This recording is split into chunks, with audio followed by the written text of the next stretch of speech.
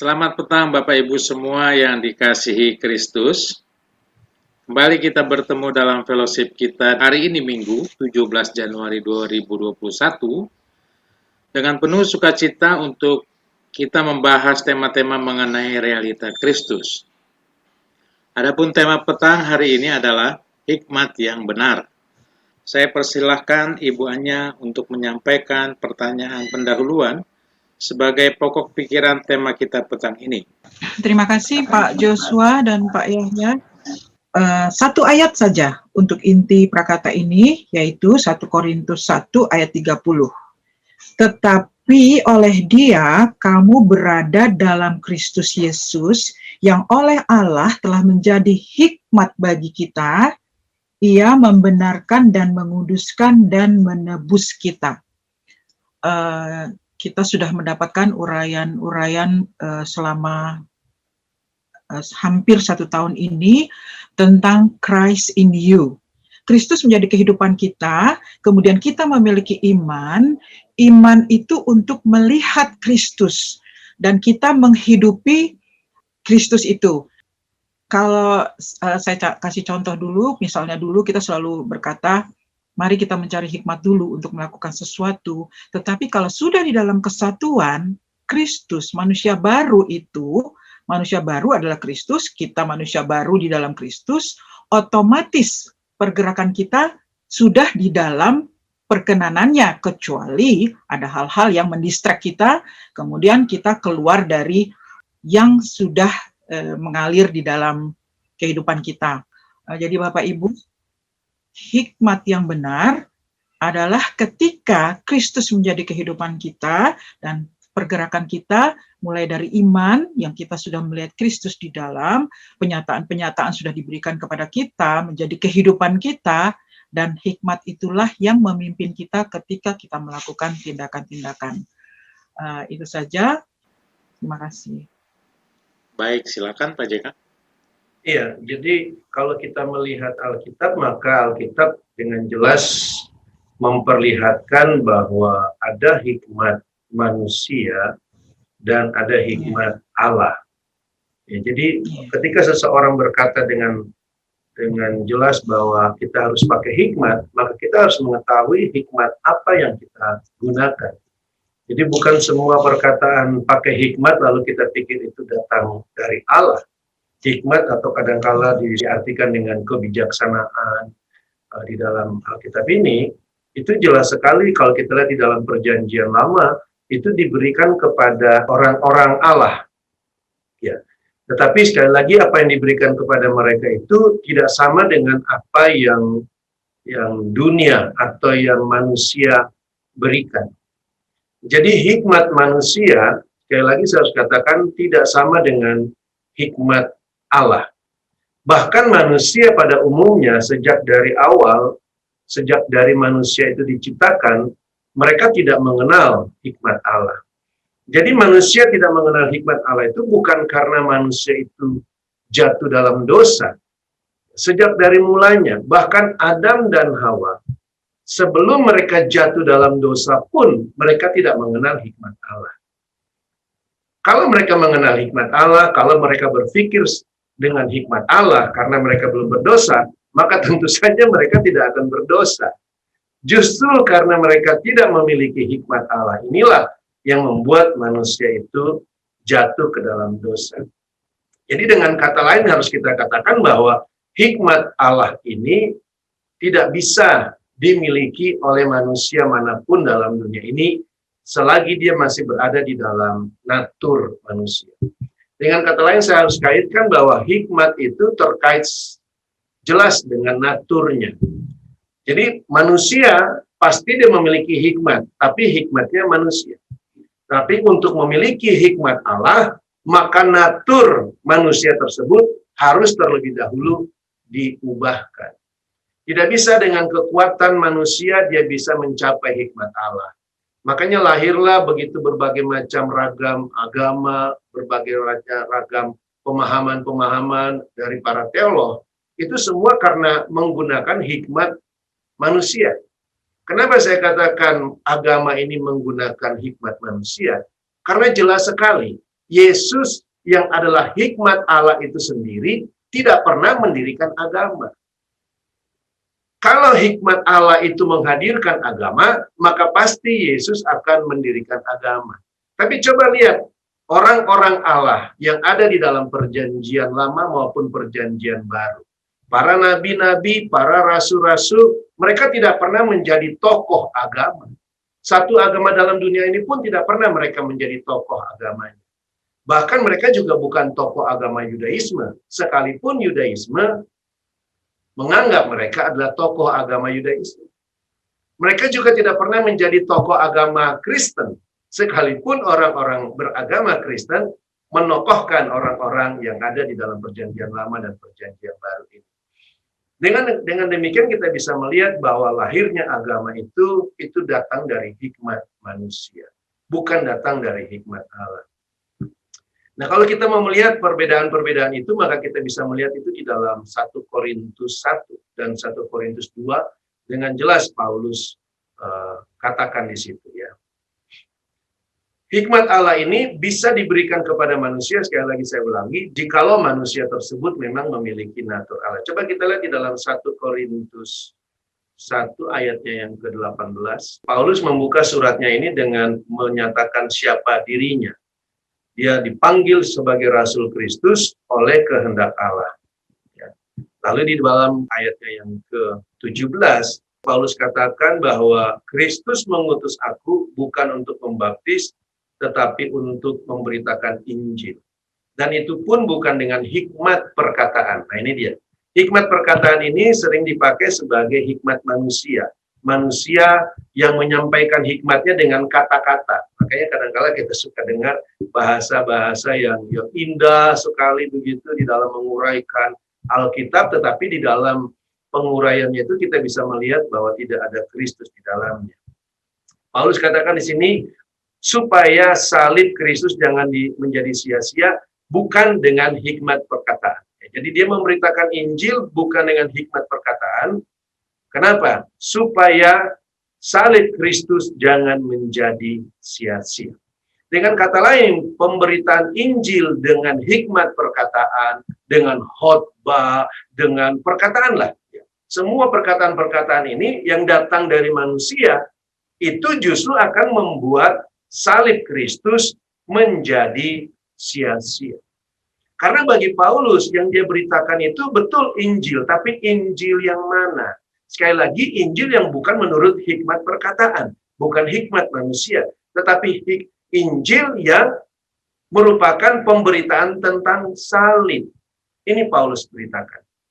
Jadi Paulus membandingkan di sini hikmat manusia, khususnya dalam pemberitakan Injil, hikmat yang digunakan melalui perkataan, melalui pengetahuan teologi, mengenai pengetahuan agama itu, dan Injil yang diberitakan tentang salib. Sebab pemberitaan tentang salib memang adalah kebodohan bagi mereka yang akan binasa. Nah, ini Paulus sudah dengan jelas dia sudah memberikan suatu kesimpulan bahwa bagi mereka yang akan binasa, pemberitaan tentang salib itu adalah kebodohan. Dan kita sudah sering sekali membahas tentang apa itu salib. Salib adalah di mana kematian berlaku. Salib adalah di mana pemisahan berlaku. Bagi mereka yang menolak kematian, bagi mereka yang menolak pemisahan, maka mereka dengan jelas bisa melihat siapa mereka, yaitu mereka adalah yang akan binasa. Tetapi pemberitaan salib bagi kita yang hidup menurut salib itu merupakan keselamatan. Ya. Karena pemberitaan itu adalah kekuatan Allah. Paulus dengan jelas mengatakan di dalam ayat ke-19, dia mengutip sebenarnya ini perkataan dari Yesaya kalau tidak salah. Aku akan membinasakan hikmat orang-orang berhikmat dan kearifan orang-orang bijak akan kulenyapkan. Di manakah orang yang berhikmat? Di manakah ahli Taurat? Di manakah pembantah dari dunia ini? Bukankah Allah telah membuat hikmat dunia ini menjadi kebodohan? Oleh karena, ayat 21 jelas sekali yang tadi sudah kita uraikan. Dunia dalam hikmat Allah tidak mengenal Allah oleh hikmatnya. Jadi dengan hikmat dunia, tidak ada satu orang pun dalam dunia ini bisa mengenal Allah. Apakah sekali lagi saya katakan dia beragama Yahudi, ataukah dia beragama Kristen, atau agama mana saja. Dengan pengetahuan sainsnya dia yang begitu baik pun, manusia tidak bisa mengenal Allah oleh hikmatnya, oleh hikmat dunia itu. Justru Allah berkenan menyelamatkan mereka yang percaya, tanda kutipnya, oleh kebodohan pemberitaan Injil. Apa yang dimaksud oleh kebodohan pemberitaan Injil ini? Bukan berarti orang yang percaya pemberitaan Injil itu adalah orang bodoh. Bukan. Tetapi justru karena dunia melihat pemberitaan Injil itu adalah kebodohan. Dunia melihat pemberitaan salib itu adalah kebodohan. Bagaimana mungkin dia yang mati itu kok bisa menyelamatkan kita? Bagaimana mungkin Yesus yang lahir dari manusia itu kok disebut dengan Tuhan? Dan sebagainya. Nah, itu yang disebut dengan tanda kutipnya kebodohan. Tetapi kita yang percaya akan pemberitaan Injil itu, justru kitalah yang diselamatkan oleh Allah. Orang Yahudi menghendaki tanda, orang Yunani mencari hikmat. Dan kita tahu di masa mereka itu hidup, orang-orang Yunani ini penuh dengan ilmu pengetahuan, penuh dengan segala kebijaksanaan yang dihadirkan oleh manusia. Sementara orang-orang Yahudi lebih banyak menghendaki tanda. Makanya waktu Yesus datang, mereka menghendaki tanda. Mereka bertanya, tanda apakah yang memberitakan bahwa engkau adalah Mesias, bahwa engkau adalah yang diberitakan itu. Dan Yesus katakan dengan jelas, ya hanya satu tanda, tanda Yunus, 3 hari. Dan itu berbicara salib. Yesus menyatakan kepada mereka, tandanya adalah salib. Makanya Paulus katakan, kami memberitakan Kristus yang disalibkan. Dan bagi orang dunia, dalam hal ini dia mengambil waktu itu adalah orang Yahudi dan orang Yunani. Untuk orang-orang dunia, pemberitaan tentang salib itu suatu batu sandungan. Dan untuk orang-orang Yunani, itu suatu kebodohan. Bagi orang yang berilmu, bagi orang yang punya pengetahuan akan dunia ini, mereka menganggap itu semua adalah suatu kebodohan. Tetapi bagi mereka yang dipanggil, ini dia. Terserah, apakah dia orang Yunani, orang Yahudi, orang Indonesia, atau siapa saja, Kristus adalah hikmat Allah dan kekuatan Allah. Lalu bagaimana kita bisa menerima hikmat Allah? Bagaimana seseorang bisa menerima hikmat Allah? Sekali lagi saya katakan tadi, bahwa siapapun manusia dalam dunia ini, karena dia naturnya, bawaannya, itu jenisnya manusia, maka manusia ini tidak bisa mencapai hikmat Allah. Sekalipun dia adalah guru besar, sekalipun dia seorang pendeta, sekalipun dia seorang rohaniawan yang begitu agung, yang begitu baik, yang begitu tanda kutipnya dilihat sangat bijaksana. Siapapun dalam dunia ini, Anda boleh sebut namanya siapapun, dia tidak punya hikmat Allah. Dia punya hikmat manusia. Jadi yang diagung-agungkan oleh manusia dalam dunia ini dengan hikmat yang begitu luar biasa, itu mereka menilainya dari sisi manusia. Dan tentu saja di dalam sisi manusia bisa saja orang-orang berhikmat ini mendapatkan kedudukan yang begitu tinggi, begitu agung di hadapan manusia. Namun tidak di hadapan Allah. Sebenarnya begini maksud saya, di dalam khotbah-khotbah yang saya sering dengar mengenai hikmat ini, banyak sekali pembicara-pembicara menyatakan bahwa manusia itu punya hikmat Allah. Namun karena mereka jatuh dalam dosa, maka seakan-akan hikmat Allah itu tidak bisa dicapai oleh manusia. Itu tidak tepat sebenarnya. Adam dan Hawa, sekali lagi saya ulangi, Adam dan Hawa sebelum dia jatuh dalam dosa, manusia awal, sebelum dia jatuh dalam dosa, dia sendiri memilih buah pengetahuan baik dan yang jahat yang sudah dilarang oleh Allah. Apakah itu hikmat Allah? Tentu saja tidaklah. Disinilah kita bisa membedakan bahwa manusia sejak dari ciptaan awalnya tidak punya hikmat Allah. Dengan kata lain, hikmat Allah itu harus dikaruniakan, harus diberikan oleh Allah saja. Tetapi Allah memberikan hikmat itu, Allah mengaruniakan hikmat Allah itu hanyalah kepada orang-orang milik Allah. Orang-orang yang sudah dinyatakan sebagai mereka yang layak untuk menerima hikmat itu. Dan tentu saja persyaratan pertama adalah mereka menerima kelahiran baru. Mereka menerima benih Kristus. Mereka menerima kehidupan yang baru. Di dalam kehidupan yang baru inilah baru terjadi perkembangan bagaimana mereka bisa hidup dengan hikmat itu. Jadi harus terjadi pergantian natur. Ini suatu hal yang harus terjadi. Setelah dia dilahirkan baru, maka ia akan dibimbing oleh Roh Kudus untuk mengenal Kristus yang adalah kehidupan dia. Sekali lagi, Kristus yang adalah kehidupan dia, bukan Kristus sebagai pengetahuan dia. Tetapi kehidupan dia, Kristus yang adalah kehidupan dia, ini tentu saja akan menjadi pengetahuan dia, akan menjadi sudut pandang dia, perspektifnya dia tinggal di dalam keberadaan dia sebagai manusia yang sudah diciptakan baru. Sehingga segala pikiran-pikiran yang terjadi, yang dibentuk dalam dia oleh tuntunan Roh Kudus ini, itulah yang akan membawa kepada pemikiran akan pikiran Allah. Dan pikiran Allah itulah yang disebut dengan hikmat Allah. Kristus itulah pikiran Allah. Kristus itulah hikmat Allah itu sendiri. Ya, 1 Korintus 1 ayat 30 kalau nggak salah menyatakan hal itu. Ayat 26 dulu saya baca. Ingat saja saudara-saudara, bagaimana keadaan kamu ketika kamu dipanggil. Menurut ukuran manusia, tidak banyak orang yang bijak. Tidak banyak orang yang berpengaruh, tidak banyak orang yang terpandang. Tetapi apa yang bodoh bagi dunia, dipilih Allah untuk memalukan orang-orang berhikmat. Tentu saja orang berhikmat yang dalam dunia ini ya. Dan apa yang lemah bagi dunia, dipilih Allah untuk memalukan apa yang kuat. Tentu saja kuat yang dari pemahaman dunia. Dan apa yang tidak terpandang dan yang hina bagi dunia dipilih Allah, bahkan apa yang tidak berarti dipilih Allah untuk meniadakan apa yang berarti. Supaya jangan ada seorang manusia pun yang memegahkan diri di hadapan Allah. Ini bagus. Jadi hikmat Allah sebagaimana saya katakan tadi tidak pernah dimiliki manusia, maka tidak ada manusia yang bisa bermegah dengan hikmatnya di hadapan Allah. Karena hikmat itu diberikan kepada kita. Hikmat itu ayat ke-30. Tetapi oleh dia, kamu berada dalam Kristus Yesus, yang oleh Allah telah menjadi hikmat bagi kita, telah menjadi kebenaran bagi kita, telah menjadi kekudusan bagi kita, telah menjadi penebusan bagi kita. Ini sebenarnya yang dikatakan oleh Paulus. Dengan bagus sebenarnya kalau kita baca ini dalam King James Version. Ayat ke-30 dia katakan, kalau saya baca lagi di sini. But of him are ye in Christ Jesus, who of God is made, nah ini dia, made unto us wisdom.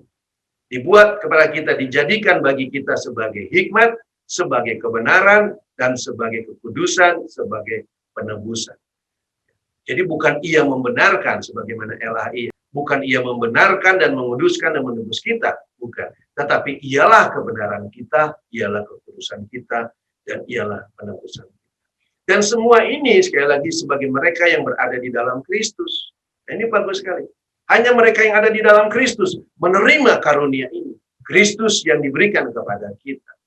Dan Paulus jelaskan di dalam pasal yang kedua dari 2 Korintus ini sebenarnya lebih jelas. Bagaimana hikmat itu diberikan kepada kita. Bagaimana hikmat itu harus disampaikan oleh kita di dalam segala keberadaan kita, dalam pemberitaan kita. Paulus katakan di sini, baik perkataanku maupun pemberitaanku tidak kusampaikan dengan kata-kata hikmat. Nah, hikmat di sini adalah hikmat manusia atau hikmat perkataan. Paulus suka menyatakan dengan hikmat perkataan. Kata-kata hikmatnya meyakinkan. Jadi bukan dengan pengetahuan teologi yang begitu luar biasa, dengan segala pengetahuan ayat-ayat, pengetahuan referensi-referensi, bahasa-bahasa. Bukan itu tujuannya. Tetapi disampaikan dengan keyakinan akan kekuatan roh. Apa yang dilihat di dalam roh, apa yang disampaikan oleh roh, apa yang diperkenalkan oleh roh, itu yang disampaikan dalam pemberitaannya dia. Supaya iman kamu, bagus sekali, jangan bergantung pada hikmat manusia, tetapi kepada Allah. Supaya sekalipun kita beriman, kita tidak melakukan dan tidak bertindak menurut kekuatan hikmat manusia. Nah, kita lihat di bawah sini bahwa Paulus sekali lagi memperlihatkan perbedaan itu. Sungguh pun demikian kami memberitakan hikmat di kalangan mereka yang telah matang. Ini berbeda sekali ya. Tentu saja yang telah matang ini bukan ahli-ahli Yang telah matang di sini tentu saja bukanlah orang yang pintar, bukan, tetapi orang yang sudah lahir baru dan sudah dewasa. Itu yang dia maksud dengan yang telah matang. Dan hikmat yang diberitakan oleh Rasul Paulus di sini bukan dari dunia ini, bukan dari penguasa dunia ini, yaitu penguasa yang dia akan ditiadakan. Karena kalau penguasa dunia ini punya pengetahuan akan hikmat Allah, maka jelas mereka tidak akan membunuh Yesus. Tetapi apa yang diperbuat oleh orang-orang Yahudi, mereka justru bersuara untuk salibkan dia. Salibkan. Tetapi yang kami beritakan ialah hikmat Allah yang tersembunyi dan rahasia. Ini bagus ya. Yang sebelum dunia dijadikan telah disediakan Allah bagi kemuliaan kita. Artinya, hikmat ini tidak berasal dari manusia. Karena sudah ada sebelum dunia dijadikan. Tidak ada penguasa dunia ini yang mengenalnya. Ini yang tadi saya katakan. Sebab kalau sekiranya mereka mengenalnya, mereka tidak menyalibkan Tuhan yang mulia. Dan semua yang tidak dikenal oleh manusia inilah apa yang tidak pernah dilihat oleh mata, yang tidak pernah didengar oleh telinga, yang tidak pernah timbul dalam hati manusia. Inilah yang disediakan Allah untuk mereka yang mengasihinya. Dan semuanya itu telah dinyatakan oleh Roh. Roh yang menyatakannya kepada kita. Roh yang membukakannya kepada kita. Roh yang menyampaikan semua apa yang ada di dalam pikiran Allah. Ini yang Paulus katakan di dalam 1 Korintus 2 ini. Siapa gerangan di antara manusia yang tahu apa yang terdapat di dalam diri manusia selain daripada roh manusia sendiri yang ada di dalam dia. Demikian pula lah tidak ada orang yang tahu apa yang terdapat di dalam diri Allah selain roh Allah. Dan kita yang percaya tidak menerima roh dunia, tetapi roh Allah yang berasal dari Allah, supaya kita tahu apa yang dikaruniakan Allah kepada kita. Dan karena kami menafsirkan hal-hal rohani kepada mereka yang mempunyai roh, kami berkata-kata tentang karunia-karunia Allah dengan perkataan yang bukan diajarkan kepada kami oleh hikmat manusia, tetapi oleh roh. Jadi bagi orang yang percaya, Paulus katakan dengan jelas bahwa mereka mendapatkan pengajaran dari Roh Kudus. Dan pengajaran dari Roh Kudus ini sekali lagi bukan oleh hikmat manusia, tetapi oleh roh. Tetapi manusia duniawi tidak menerima apa yang berasal dari roh Allah. Tentu saja dia maksud adalah hikmat ini. Manusia duniawi tidak menerima hikmat dari Allah karena baginya itu adalah suatu kebodohan. Dia tidak dapat memahaminya sebab hal itu hanya dapat dinilai secara rohani. Tidaklah heran selalu saya katakan bahwa Yesus yang sudah ada, yang sudah tinggal dalam diri kita itu tidak dapat dimengerti oleh ajaran Kristen, sebagian besar orang Kristen, karena mereka tidak melihatnya menurut hikmat Allah, menurut pikiran Allah. Pikiran Allah yang jelas sekali dia ingin memberikan kita keselamatan. Dan keselamatan itu bukan sesuatu hadiah begitu saja yang dia berikan. Tetapi keselamatan itu adalah pribadi Yesus sendiri yang harus diberikan pada kita. Herannya di dalam agama Kristen, kita diajarkan bahwa Yesus belum datang. Kalau Yesus belum datang, berarti tidak ada keselamatan bagi kita. Karena tidak ada satu manusia pun dapat bisa menerima keselamatan tanpa menerima Yesus itu sendiri. Herannya agama Kristen selalu di dalam ibadah-ibadah mereka menantang orang untuk menerima Yesus. Tetapi ketika orang menerima Yesus, mereka katakan Yesus belum datang. Ini hikmat dunia yang diberitakan. Karena apa? Karena ajaran para teolog yang mereka pilih sebagai tokoh yang mereka agungkan, yang mereka anggap memiliki hikmat Allah. Padahal ajaran itu sendiri memberitakan kepada kita bahwa itu bukan hikmat Allah. Karena yang jelas dikatakan bahwa bagi dunia, hikmat Allah, Kristus itu adalah kebodohan bagi mereka. Jadi Kristus yang sudah datang, Kristus yang tinggal dalam kita, kita yang dibawa bersama dengan Kristus, tinggal bersatu di dalam sorga itu merupakan kebodohan bagi dunia. Tidak heran hal seperti itu. Nah, sekarang bagi kita yang menerima hikmat itu juga, marilah kita berpikir secara bagaimana hikmat itu diberikan kepada kita. Tentu saja sentral pemikirannya itu bukan cuma tentang Kristus. Tapi sentral pemikiran itu adalah Kristus itu sendiri. Ya, Kristus, kenapa? Karena itulah pikiran Allah yang diberikan kepada kita. Manusia duniawi tidak menerima apa yang berasal dari roh Allah, karena hal itu baginya adalah suatu kebodohan. dia pasti tidak dapat memahaminya. Ya, karena itu hanya bisa dinilai secara rohani. Tetapi manusia rohani menilai segala sesuatu, walaupun dia sendiri tidak dinilai oleh orang lain. Siapakah yang mengetahui pikiran Tuhan? Ini bagus sekali. Sehingga ia dapat menasihati dia, tetapi kami memiliki pikiran Kristus. Ini Paulus tutup pasal kedua ini dengan bagus sekali, bahwa pikiran Kristus itu diberikan kepada kita, yang pertama karena kita sudah lahir baru, yang kemudian karena kita berjalan menurut tuntunan Roh, karena semua yang diberikan kepada kita itu adalah pikiran Kristus. Sama seperti yang kita bahas kemarin, bagaimana hamba daripada Abraham itu memberikan segala karunia-karunia yang dimiliki oleh Allah, oleh Abraham. Ya, itu pikiran Allah, pikiran Abraham untuk memberikan semua, untuk memperkenalkan siapa anaknya. Tetapi tentu saja semua yang diberikan kepada dia itu bukan dengan tujuan supaya orang itu bisa membagi-bagikan karunia itu kepada orang lain. Tidak, tetapi semua yang diberikan itu kepada kita yang percaya itu dengan satu tujuan, supaya kita mau tinggal bersama dengan Kristus, bersatu bersama dengan Kristus. Itu menjadi satu. Dan saja menjadi satu itu bukan menjadi satu dalam arti ukuran daging, tetapi menjadi satu dalam pemikiran, menjadi satu dalam kehendak, menjadi satu dalam keinginan. Ini sebenarnya tujuan daripada kesatuan kita dengan Kristus. Disitulah Kristus dimuliakan. Jikalau kita berpikir menurut pikiran Allah, jikalau kita bertindak menurut pikiran Allah.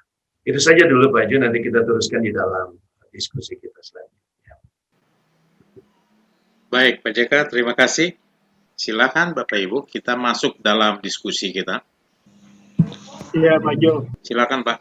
Thank you Pak Yahya untuk hikmat yang diberitakan Pak pada sore ini Pak. Pertanyaan saya, apakah hikmat Tuhan yang diberikan kepada orang yang telah lahir baru dan tinggal dalam Kristus, dan Kristus tinggal di dalam kita, kalau menghadapi masalah-masalah persoalan dunia, apakah bisa dipergunakan? Terima kasih Pak. Oh iya, hikmat itu kan bukan suatu teori. Hikmat itu kan kehidupan dia, cara dia berpikir. Dan itu tentu saja sebagaimana yang kita alami dalam kehidupan normal, bahwa cara berpikir itu harus dilatih. Dalam menghadapi masalah, dalam menghadapi problem, ujian-ujian yang ada, dalam pergaulan, itu kan kita bisa melihat perkembangan cara berpikir dari anak-anak menjadi dewasa, menjadi orang tua, itu terjadi perkembangan pikiran. Perkembangan seseorang kan dinilai dari pikirannya, dari cara dia berpikir. Ada orang yang sudah berumur 40 tahun, tapi kalau cara berpikirnya masih kayak anak-anak, kita masih bisa bilang dia anak-anak. Walaupun umurnya sudah 40-50 tahun ya. Jadi kedewasaan seseorang itu ada di level pemahaman dia, di dalam level pemikiran dia. Nah, bagaimana keberadaan kita dalam dunia ini? Kita sekarang sudah menjadi natur yang baru, manusia baru. Cara berpikir kita selalu dihubungkan dengan Kristus. Karena itu natur kita. Sehingga di dalam menghadapi permasalahan yang ada, apakah itu masalah rumah tangga, apakah masalah pekerjaan, masalah bisnis, atau apa saja, itu selalu harus dikaitkan dengan Kristus. Begitu. Tentu saja di dalam mengaitkan dengan Kristus ini bisa saja terjadi pertentangan dengan hikmat dunia. Gitu ya. Hikmat dunia bisa menolak hal tersebut. Tapi bagi kita, ya begitulah cara berpikir kita, ya kan? Sehingga di dalam menilai segala sesuatu, yang mana yang kita dahulukan? Tentu saja ketika seseorang baru percaya, baru berjalan dalam Kristus ini, hikmat dunia masih kuat dong. Karena dia selalu dia berpikir bagaimana caranya menurut dunia, caranya menurut dunia. Tetapi semakin dia dewasa di dalam Kristus, hikmat dunia ini pasti akan hilang dengan sendirinya. Sehingga dia akan merasa aneh segala keputusan dulu dia yang lebih mementingkan dunia, lebih mementingkan, misalnya kita anggap saja lah, kalau dahulu saya bergaulnya dengan yang jahat, gitu. Ya, ketika saya percaya Yesus, saya tentu saja masih menganggap yang jahat itu masih baik bagi saya, karena kan mereka teman saya, karena mereka kan dunia saya, ya kan. Apalagi kalau dia tidak, maksud saya begini, tidak secara jelas kita lihat jahat, misalnya dia bukan seorang penjahat, itu teman-teman saya itu bukan penjahat, tetapi teman-teman saya itu rohaniawan gereja. Gitu ya. Dan mereka rohaniawan, ya kan, guru agama, ya teolog, berpikirnya tentang Tuhan. Lalu saya pikir itu kan baik adanya. Tetapi ketika kita sudah mulai menerima Kristus, kita sudah mulai bertumbuh dalam Kristus, kedewasaan kita sudah mulai terlihat, cara berpikir kita pun akan bertentangan dengan cara berpikir mereka. Karena mereka tidak berada di dalam posisi keberadaan kita. Ya. Sebagaimana yang saya katakan tadi, bagi mereka bisa saja Yesus itu ya masih ditunggu-tunggu. Berbeda dengan Yesus yang sudah kita lihat, yang kadang-kala saya katakan, saya katakan bahwa Yesus yang mereka beritakan itu berbeda sekali dengan Yesus yang diberitakan oleh para rasul. Kenapa kita bisa sampai kepada kesimpulan itu? Karena kita melihat apa yang dipikirkan, apa yang diberitakan oleh para rasul. Tetapi mereka tidak melihat hal itu. Paulus tadi dengan jelas sekali menyatakan, bagi mereka pemberitaan tentang salib itu adalah suatu kebodohan. Nah, kita tahu sekarang bahwa kalau kita beritakan salib, lalu mereka anggap itu suatu kebodohan. Kalau kita beritakan pemisahan, bagi mereka itu suatu kebodohan. Kita tahu bahwa mereka itu tidak memiliki hikmat Allah. Tetapi kan bagi kita, tidak mungkin kita meninggalkan pemberitaan salib itu, karena itu kehidupan kita, Pak. Ya itu, ini disinilah yang menjadi pergumulan bagi kita. Apakah kita ingin berkembang dalam Kristus, dalam pemberitaan salib itu, contohnya, ataukah kita akan drop pemahaman itu? Kenapa? Karena pergaulan kita dengan teman.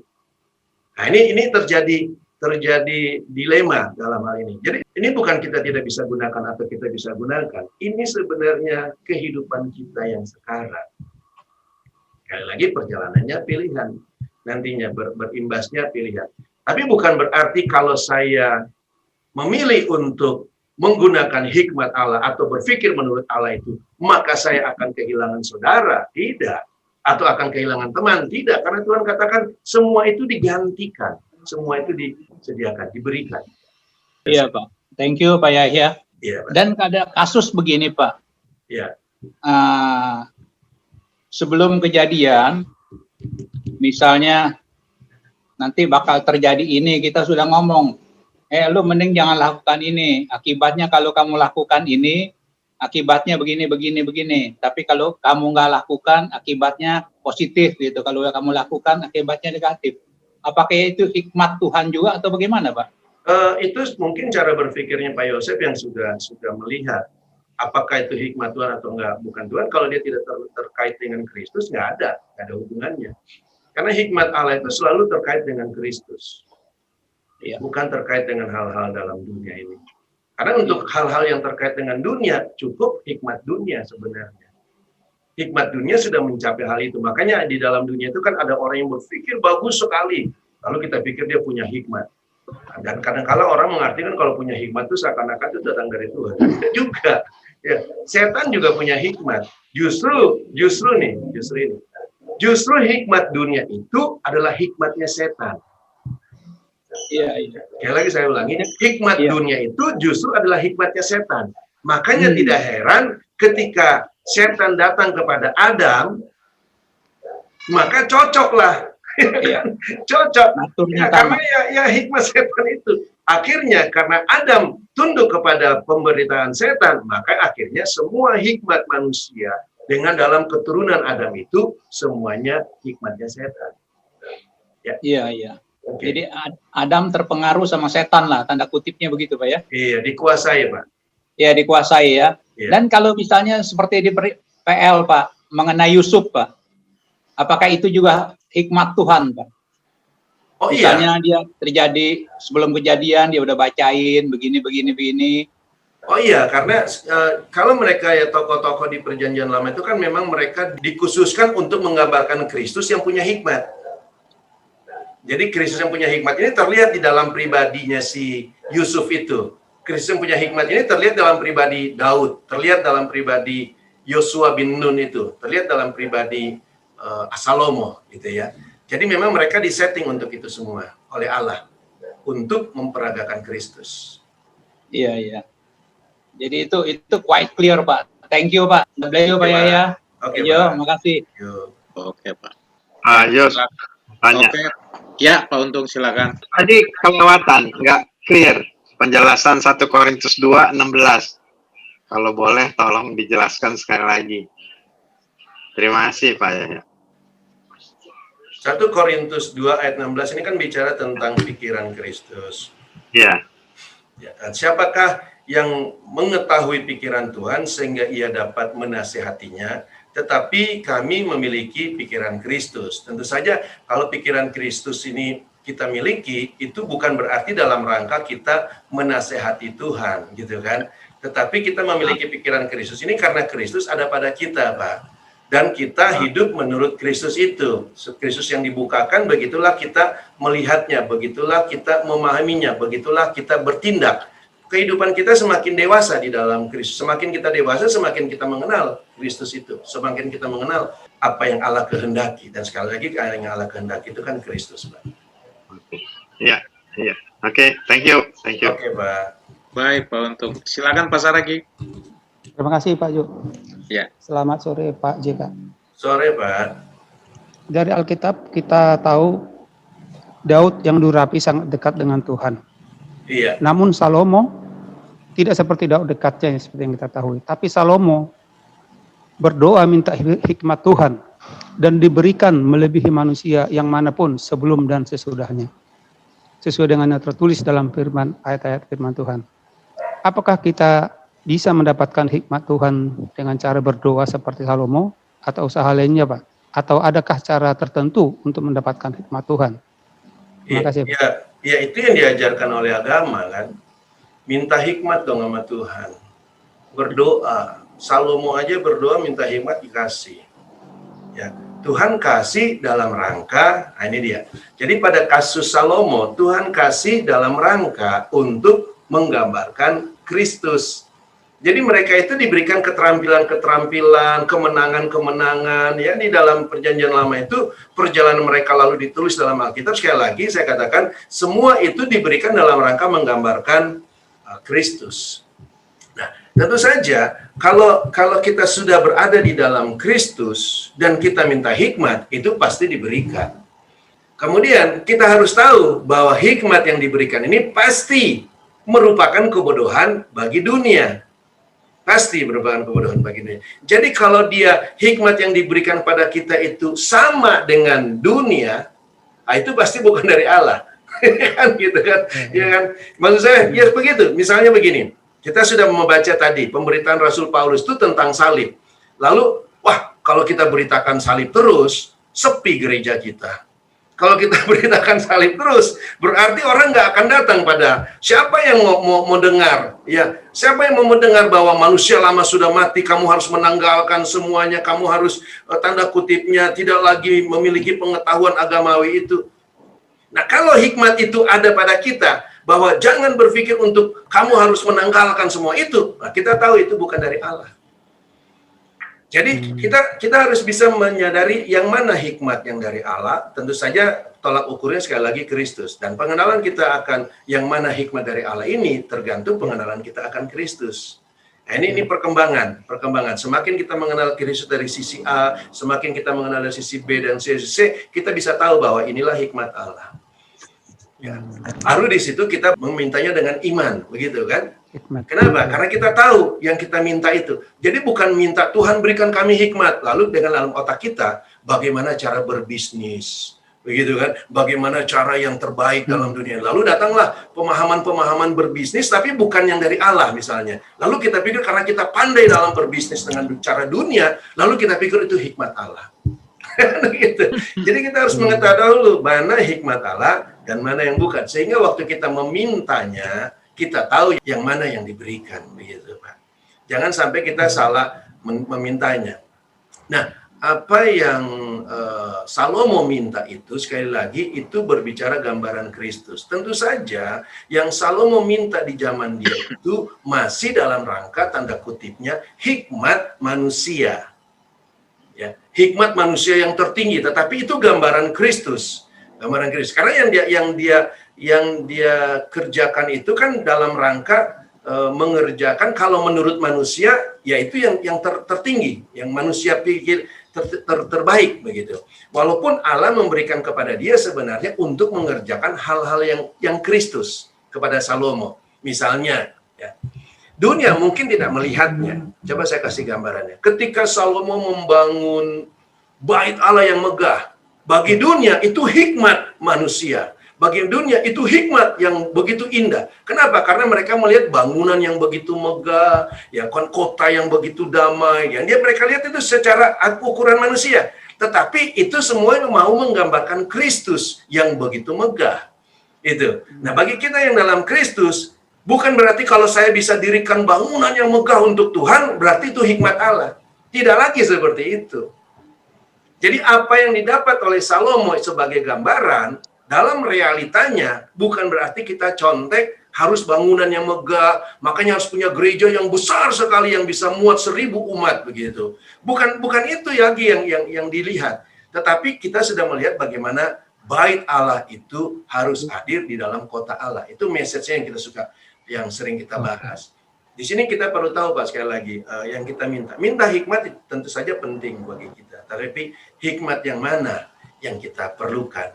Tentu saja hikmat kalau bagi orang yang sudah lahir baru minta hikmat itu hikmat yang dalam Tuhan, hikmat yang Kristus. Sekarang pola berpikir kita bukan hikmat cara kita berpikir tentang kehidupan dunia ini dalam rangka memenuhi kebutuhan daging kita, dalam rangka ekonomi, bukan itu. Tentu saja kalau kita ada di dalam Kristus, berpikir secara Kristus, maka Allah akan berikan hal-hal yang kita butuhkan dalam dunia ini. Ya. Jadi kita harus melihat perkataan hikmat di sini, kita harus mengacunya kepada Kristus, bukan lagi kepada contoh-contoh yang diberikan di Perjanjian Lama. Karena contoh-contoh diberikan itu kan hanya gambaran. Memang dia berbentuknya fisik. Namun, ya ini yang saya suka katakan, agama pasti akan mengajarkan bentuk fisik itulah hikmat. Artinya kalau kamu mau punya model-model yang seperti yang dikerjakan oleh mereka-mereka yang Perjanjian Lama, ya berdoalah minta hikmat supaya kamu bisa mengerjakan hal-hal itu. Sekali lagi berbeda sekali tujuan daripada gambar-gambar itu diberikan dan realita yang ada sekarang. Oke. Misalnya kalau gini Pak, misalnya kita mau suatu bisnis, mau negosiasi, sebelum berangkat dalam pertemuan itu kita berdoa pada Tuhan, Tuhan berikan saya hikmat yang darimu agar saya dapat bertemu dengan mereka dengan baik, dengan damai gitu. Itu salah nggak gitu Pak? Ya sekarang pertanyaannya hikmat yang dari Tuhan itu apa?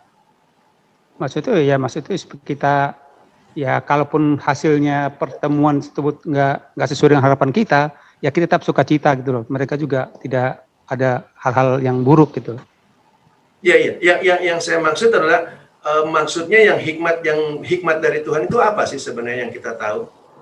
Terus. Hikmat dari Tuhan kan cuma Kristus kan? Iya betul. Jadi kalau kita minta hikmat dari Tuhan, dia akan kasih kita Kristus. Pertanyaannya, ini jadi pertanyaannya. Kalau kita berbisnis, kita ngomongin Kristus nggak? Enggak dong Pak. Lalu ketika Tuhan kasih hikmatnya kan Kristus. Kalau Tuhan kasih saya Kristus, waktu saya berbisnis, saya gunakan nggak Kristusnya? Ya Kristusnya, maksud itu ajaran-ajaran yang kita ketahui dari Kristus itu kita implementasikan dalam pelaksanaannya gitu. Iya. Kalau itu betul. Percuma kan pertanyaan saya tadi, ketika kita berdoa Tuhan, tolong berikan saya hikmat untuk ketemu dengan orang-orang ini. Nah pada saat kita ketemu dengan orang-orang itu, apakah yang kita bicarakan dengan pemikiran Kristus, ataukah kita bicarakan dengan pemikiran kita? Iya. Ini kan dua hal yang berbeda. Iya. Itu yang saya maksudkan tadi. Jadi banyak orang minta hikmat, tapi dia nggak mengerti hikmat Allah itu apa.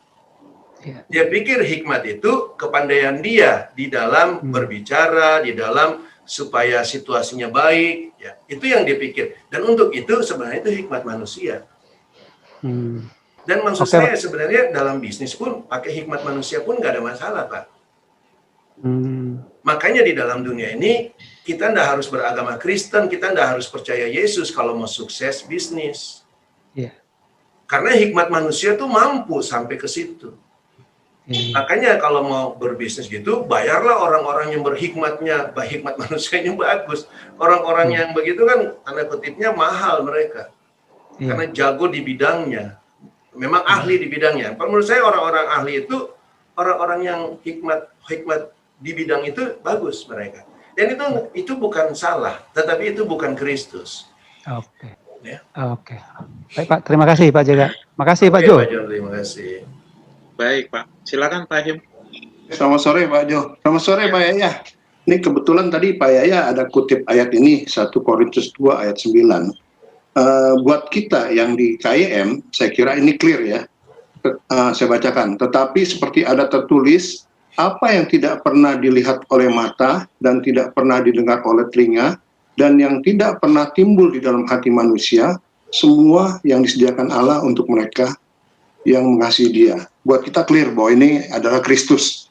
Tapi di dalam di luar itu kan mereka pikir ini adalah berkat jasmani ini, bahwa tanpa meminta pun, tanpa mengakses itu Tuhan sediakan.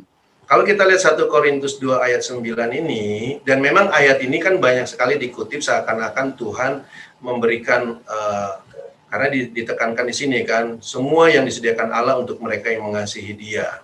Iya. Jadi kadang-kala orang mengambil ayat ini nggak pakai otak kalau menurut saya.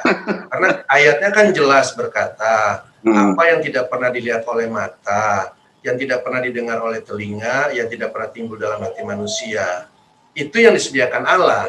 Sementara yang orang minta, biasanya orang berpikir disediakan Allah itu kan rumah, disediakan Allah itu kan keturunan, disediakan Allah itu kan pekerjaan, disediakan Allah kan mobil.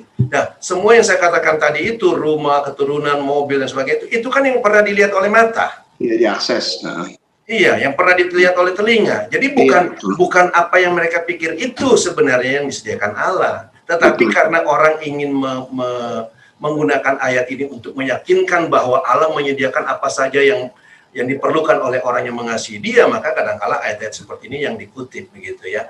Jadi yang diambil oleh Rasul Paulus di dalam ayatnya yang ke-9 1 Korintus 2 ini, itu sekali lagi bukan yang manusia akses dengan indera. Betul.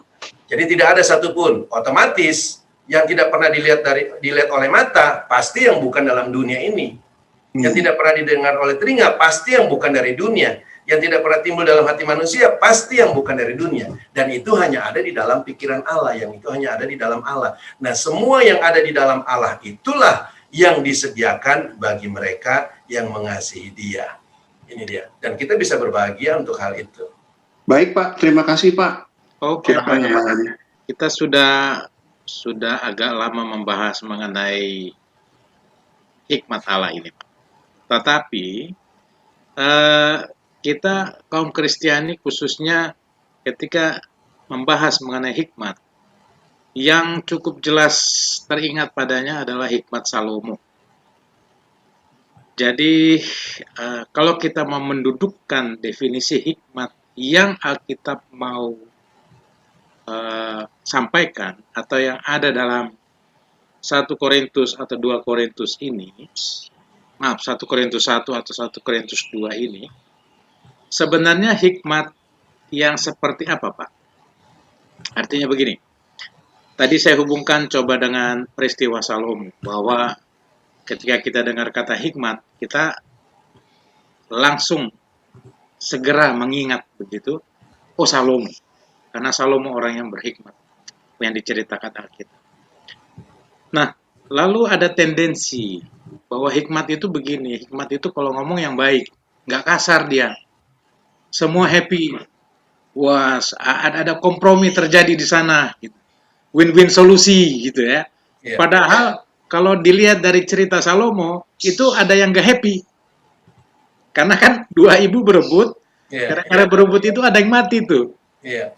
Nah, saya tangkap bahwa hikmat Salomo itu ada hubungannya dengan pemisahan, mengakibatkan pemisahan. Bisakah dihubungkan dengan bahwa hikmat itu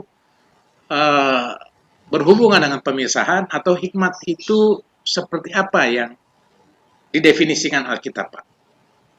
Ya, sebenarnya hikmat di dalam Alkitab itu bukan hanya Salomo, kan kita tahu itu bahwa Daud juga punya hikmat, ya. Dan seperti Yosua bin Nun itu juga dia punya hikmat. Jadi orang-orang Allah di dalam Alkitab itu mereka punya hikmat lah selalu, ya, dikaitkan dengan hikmat. Tetapi memang Salomo mendapatkan suatu posisi yang sangat bagus karena dia terlihat sekali dari doa-doa dia minta hikmat kan. Dan manusia pikir mereka juga bisa berdoa seperti itu. Namun sekali lagi, apa yang dialami oleh Salomo itu yang disebut dengan hikmat itu dan sukses dan sebagainya yang dialami oleh Salomo itu, sekali lagi itu adalah perbuatan Allah untuk memperagakan bagaimana hikmat itu, bagaimana Kristus itu. Namun ketika Kristus diberikan, maka sebenarnya pasti akan mendatangkan pemisahan, Pak. Dan kita sudah lihat tadi pemberita Paulus katakan bahwa hikmat yang benar itu adalah pemberitaan salib, menerima pemberitaan salib, pemisahan-pemisahan, menerima realita pemisahan itu, karena yang sesungguhnya itu sudah datang. Ya. Ya. Oke. Baik, jadi menurut Pak JK bahwa yang berkembang di kalangan Kristiani bahwa orang yang berhikmat itu kalau ngomong tuh enak, bisa membawa damai, tidak membuat konflik terjadi, malah mendamaikan orang-orang yang berkonflik. Gitu. Teduh, terasa enak didengar kuping, yang tadinya berselisih jadi berdamai. Bukan itu ya Pak ya? Jelas ya, bukan itu ya? Jelas itu adalah cara pandang manusia. Itu kan yang tadi dikatakan oleh Paulus sebagai hikmat perkataan. Ya. Paulus tadi katakan, aku tidak datang dengan hikmat kata-kata. Ya. Jadi bukan kata-kataku indah, kata-kataku menghibur, itu Paulus katakan. Karena dia apa adanya, Paulus itu. Dia tidak merubah stylenya dia, ya. Tapi dia datang dengan apa adanya dia. Nah, kalau dunia pasti akan menilainya dari sisi itu, Pak. Makanya tidak heran kalau banyak orang berkata orang berhikmat sebagaimana yang Pak Yosua katakan tadi. Kata-katanya indah, menghibur, ya kan, tidak membawa pemecahan dan sebagainya. Yesus itu hikmat Allah loh. Ya. Apa Yesus tidak membawa pemecahan? Pecah belah itu dunia semuanya. Justru karena Yesus datang. Yesus datang justru terjadi pemecahan itu. Justru terjadi kehancuran dunia karena Yesus. Jadi kalau tidak membawa hal itu, tidak memisahkan antara dunia dan Kristus, itu bukan hikmat Allah. Bagaimana bentuknya silakan kalau menurut saya. Apakah kamu disampaikan dengan baik atau kamu disampaikan dengan tegas, apakah kamu disampaikan dengan keras, asal hikmat Allah. Bahkan Rasul Paulus kan juga banyak ditinggalkan oleh teman-temannya. Ya. Otomatis saya percaya itu juga karena kehidupan dia di dalam Kristus. Ya. Oh teman-teman dia maksud saya bukan orang Yahudi ya, orang yang sudah sama-sama pelayanan loh. Ya. Rasul Paulus juga banyak ditinggalkan. Jadi kalau menurut saya itu hal yang umum. Dunia akan melihat sebagaimana yang Pak Yosua katakan tadi. Dan di dalam kekristenan kita pun gereja-gereja juga mengajarkan seperti itulah hikmat. Itulah sebut orang berhikmat. Orang kalau nggak begitu kayaknya nggak berhikmat gitu kan.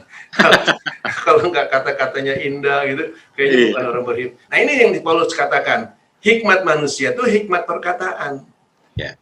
Dia menggunakan kata-kata dan memang kata-kata itu besar pengaruhnya, Pak. Oke.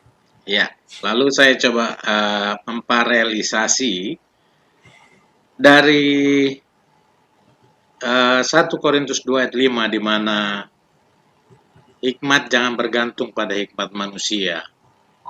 Nah, kemudian dihubungkan bahwa di Mazmur dan Amsal mengatakan permulaan hikmat adalah takut akan Tuhan. Saya tangkap benang merahnya di situ, bisakah dikatakan hikmat yang daripada Tuhan itu no compromise, Pak? Otomatis. Ya, karena dia tidak bisa masuk, tidak bisa diterima oleh dunia. Iya, karena hikmat ini kan sangat pengaruhnya dengan natur. Ya. Natur Allah itu tidak bisa masuk ke dalam dunia. Ya. Ya. Jadi bukan dunia tidak mau menerima, tapi tidak bisa diterima oleh dunia dan memang Allah tidak bisa juga dunia masuk ke dalam Allah. Ya natur, jadi otomatis tidak kompromi, otomatis. Itu akan terjadi pada diri kita sendiri sepanjang hidup kita. Semakin kita bergaul dengan Allah, semakin kita melihat Allah maunya bagaimana, maka akan terbentuk pikiran Allah itu. Jadi bukan, saya suka melihatnya begini loh. Jadi bukan saya ingin melakukan apa yang Allah pikirkan, bukan itu. Tetapi saya melihatnya bahwa sekarang saya mulai berpikir sebagaimana Allah berpikir. Itu yang harus terjadi. Jadi kadang-kadang kan kita berpikir nih, apa sih Allah maunya, mau saya lakukan. Nah kalau kayak begitu, itu daging masih. Yang akan terjadi tuh justru pikiran kita akan seperti pikiran Allah itu. Kita mulai akan tanda kutipnya ya, tanda kutip mulai akan terjadi tuh judgment. Ini bukan Allah, ini Kristus. Ini bukan Allah, ini Yesus. Kita akan mulai berpikirnya begitu. Tentu saja ini adalah perjalanan. Dan saya rasa inilah perjalanan Rasul Paulus. Sampai dia menulis 1 Korintus itu ya. Dia yang dahulu adalah orang Yahudi, dia yang dahulu begitu aktif dalam hukum Taurat, tiba-tiba dia bisa dengan tegas menyatakan bagaimana pikiran dia, dan pikiran dia itu ditaruh dalam Alkitab sebagai pikiran Allah. Itu bukan pikiran Paulus dalam arti manusia yang menilai Allah, itu pikiran Allah. Yang tulisan-tulisan Paulus itu adalah pikiran Allah yang sudah menjadi pikiran Paulus. Bagaimana dia melihat hukum Taurat itu sudah digenapi, ya kan? Dan itu kalau menurut saya nggak mudah loh merubah itu. Karena bagi Paulus kan kehidupan, hukum Taurat itu kehidupan dia. Bagaimana bisa merubah kehidupan kita? Nggak mudah, nggak bisa seseorang merubah kehidupan dia kalau dia nggak punya kehidupan yang baru. Nah, kehidupan yang baru ini, ketika kehidupan yang baru ini menjadi kehidupan kita, maka pola berpikir kita akan berkembang, bahkan kadangkala akan tanda kutipnya menyerang kehidupan yang lama. Karena memang kehidupan lama sudah tidak lagi berlaku bagi kita. Kelihatannya akan seperti itu. Walaupun bukan hal yang memang sengaja dia mau lakukan, tetapi akan terjadi seperti itu. Ya. Baik, oke. Silakan Pak Odas. Ya, saya ingin melihatnya dari surat Kolose 1 ayat 9. Saya baca Pak ya. Sebab itu, sejak waktu kami mendengarkannya, kami tiada berhenti-henti doa untuk kamu. Kami meminta supaya kamu menerima segala hikmat dan pengertian yang benar untuk mengetahui kehendak Tuhan dengan sempurna. Jadi kita tahu bahwa dari penjelasan tadi bahwa hikmat itu adalah Kristus dan sebenarnya juga bahwa kebenaran itu adalah Kristus. Adakah penjabarannya dari hikmat dan pengertian yang benar ini, Pak? Iya. Kalau hikmat itu kan seperti kebijaksanaan kan, Pak, dalam menimbang segala sesuatu. Hikmat seperti itu. Tentu saja kebijaksanaan atau dalam menimbang segala sesuatu itu harus memiliki pengertian yang benar. Pengertian yang benar ini kan tentu saja pemahaman seperti itu kan Pak, pemahaman dia akan Kristus, sehingga waktu dia menjabarkan Kristus, ya kelihatan hikmat Allah itu. Saya rasa itu yang dimaksud di situ. Nah, ini yang dimintakan Rasul Paulus supaya mereka miliki. Jadi mereka bukan hanya menjadi orang percaya, tetapi mereka memiliki pemahaman yang benar, pengertian yang benar. Misalnya kita berbicara tentang apa itu dosa, apa itu kasih karunia, apa itu keselamatan. Itu kan pengertian-pengertian yang benar. Apa itu baptisan, apa itu salib. Itu pengetahuan dan pengertian yang benar. Sehingga dalam hal ini mereka bisa menimbang, Pak. Menimbang, nah ini kebijaksanaan. Ini berbicara hikmat. Menimbang mana yang harus dihidupi, yang harus dilakukan. Nah, makasih Pak JK, makasih Pak Jo. Oke. Baik, Pak Odas, silakan Pak Tony. Ya, sore Pak Jo, Pak JK. Ya. Iya, Pak JK, ada dua hal saya ingin ungkapkan dengan menyimpulkan apa yang Pak JK sampaikan ini. Yang pertama saya lihat kalau hikmat kita berapa kali bahas, hikmat itu kan kita harus lihatnya pribadi. Ya kan, kalau kita nggak bisa lihat ini pribadi Kristus, kita bingung dengan implementasikannya gitu. Maka saya lihat hikmat itu adalah sama dengan iman, Pak. Jadi saya mau memastikan diri saya juga, setiap teman, saudara, Bapak Ibu sekalian, bahwa setiap kita yang punya Kristus, otomatis kita punya hikmat, gitu kan. Setiap orang yang punya iman anak Allah itu, kita pasti punya pribadi yang sang hikmat itu sendiri. Ya, kan sudah sering kali diungkap oleh Pak JK bahwa semua tentang Kristus, kebenaran, kekudusan, kehidupan kekal, semua di dalam dia, pribadi dia gitu. Nah, bahkan Yesus pernah berkata bahwa andai kata kita punya iman sebiji sesawi saja, bisa mindahkan gunung. Artinya kan kalau kita punya iman saja, kita memiliki iman saja sekecil apapun, itu jauh lebih dahsyat dibandingkan orang yang tidak memiliki Kristus gitu loh. Jadi punya Yesus berarti punya iman anak Allah itu. Termasuk kita yang sudah punya Kristus, otomatis punya hikmat. Itu sendiri sudah punya. Termasuk kita punya terang Kristus, punya nggak? Punya. Kita punya kekudusan, kebenaran, semua hidup kekal, sudah kita semua punya nih. Nah, kan problemnya kita bagaimana mengekspresikan itu. Kembali lagi dengan apa yang Pak JK gambarkan di tanah Kanaan. Jadi ini masalah hati nih. Seberapa besar Kristus memerintah dalam hidup kita? Seberapa besar hikmat Tuhan bekerja dalam diri kita? seberapa besar iman Kristus, iman anak Allah bekerja dalam hidup kita. Itu memang sangat tergantung pada pribadi lepas pribadi kalau menurut saya. Nah, seperti gambaran tanah Kanaan, itu hati kita kan. Sebanyak apa yang kita izinkan Tuhan memerintah, itu kemuliaan Tuhan akan makin nyata. Artinya semakin kita izinkan segala kenajisan, segala hal yang tidak berkenan Tuhan disikat habis, dipangkas atau ditumpas, gitu kan?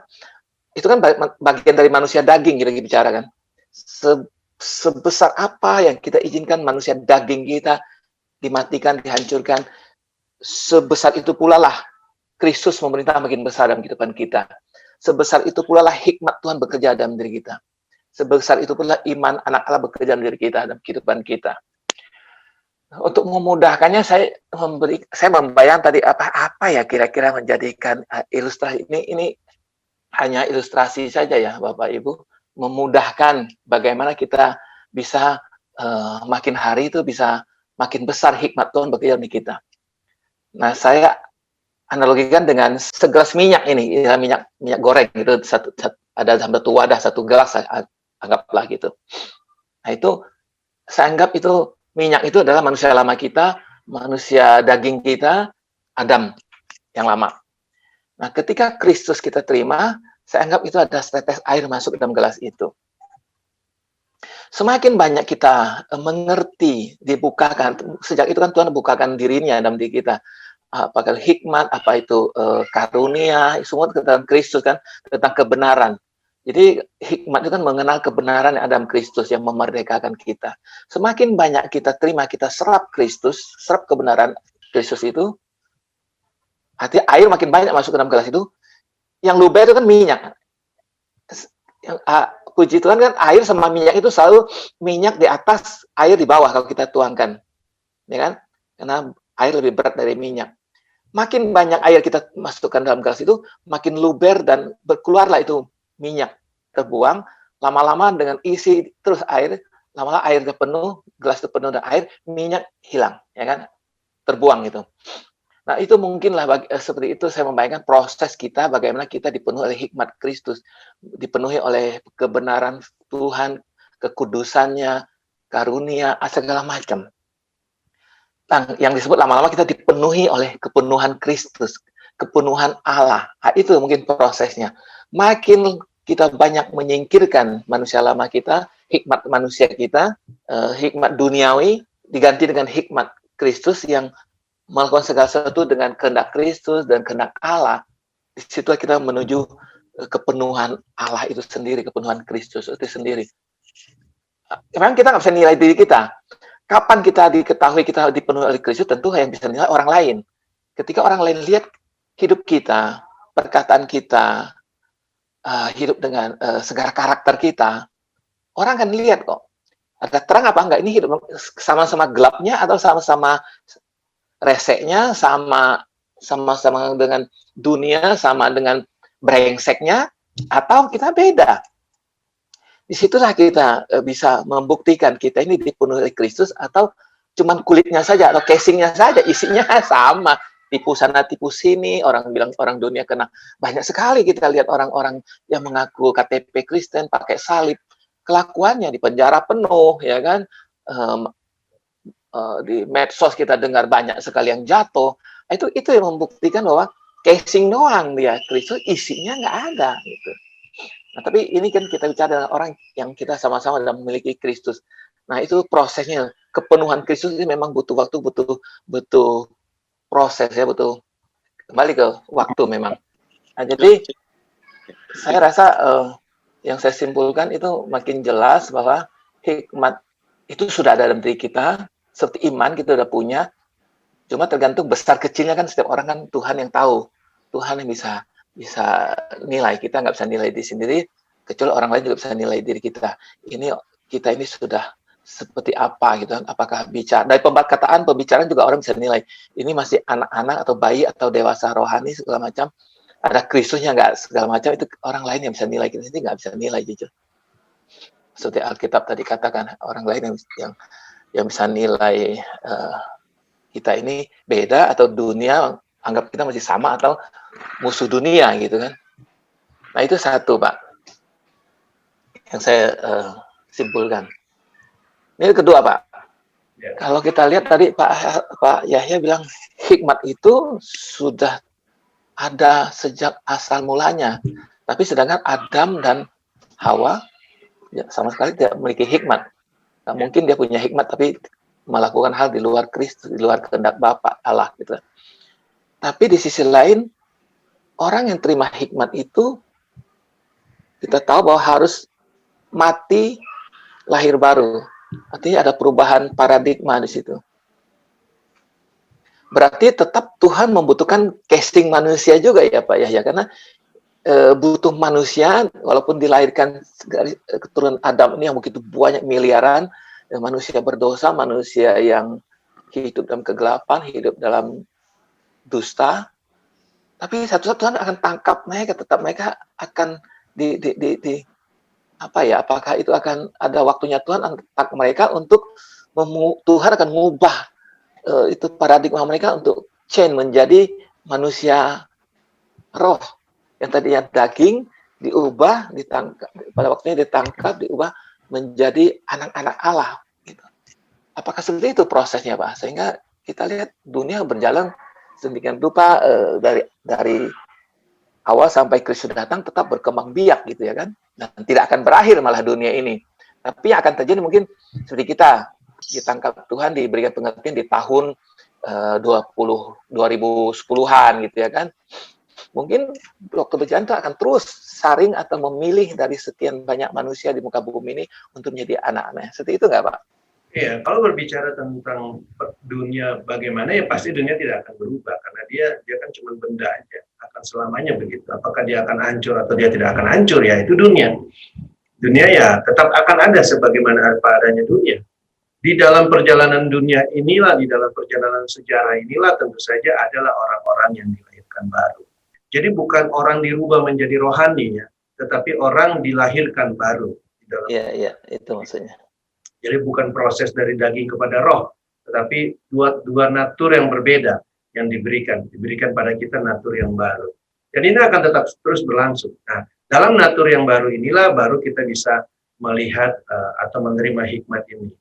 Tadi Pak Tony sudah menyampaikan dengan baik bahwa diperlukan iman. Memang segala sesuatu diperlukan iman. Iman itu merupakan akses bagi kita ya. Kita untuk bisa mengakses kasih karunia. Nah, kasih karunia ini termasuk hikmat itu sebenarnya, Pak. Makanya sekali lagi saya ulangi bahwa kasih karunia tidak diberikan kepada orang dunia, seluruh orang dunia, karena hanya mereka yang sudah lahir baru yang bisa menerima. Sangat terbatas sekali, dia punya skop ya. Kalau orang dunia bisa dapat kasih karunia, berarti orang dunia bisa dapat hikmat Allah dong. Sementara kita tahu bahwa hikmat Allah itu hanya bagi mereka yang sudah dalam Kristus. Adam aja tidak memilikinya. Ya, Adam aja gagal dalam melaksanakan kehidupan dia bertindak. Adam belum berdosa, padahal apalagi sudah berdosa pasti tidak punya hikmat Allah.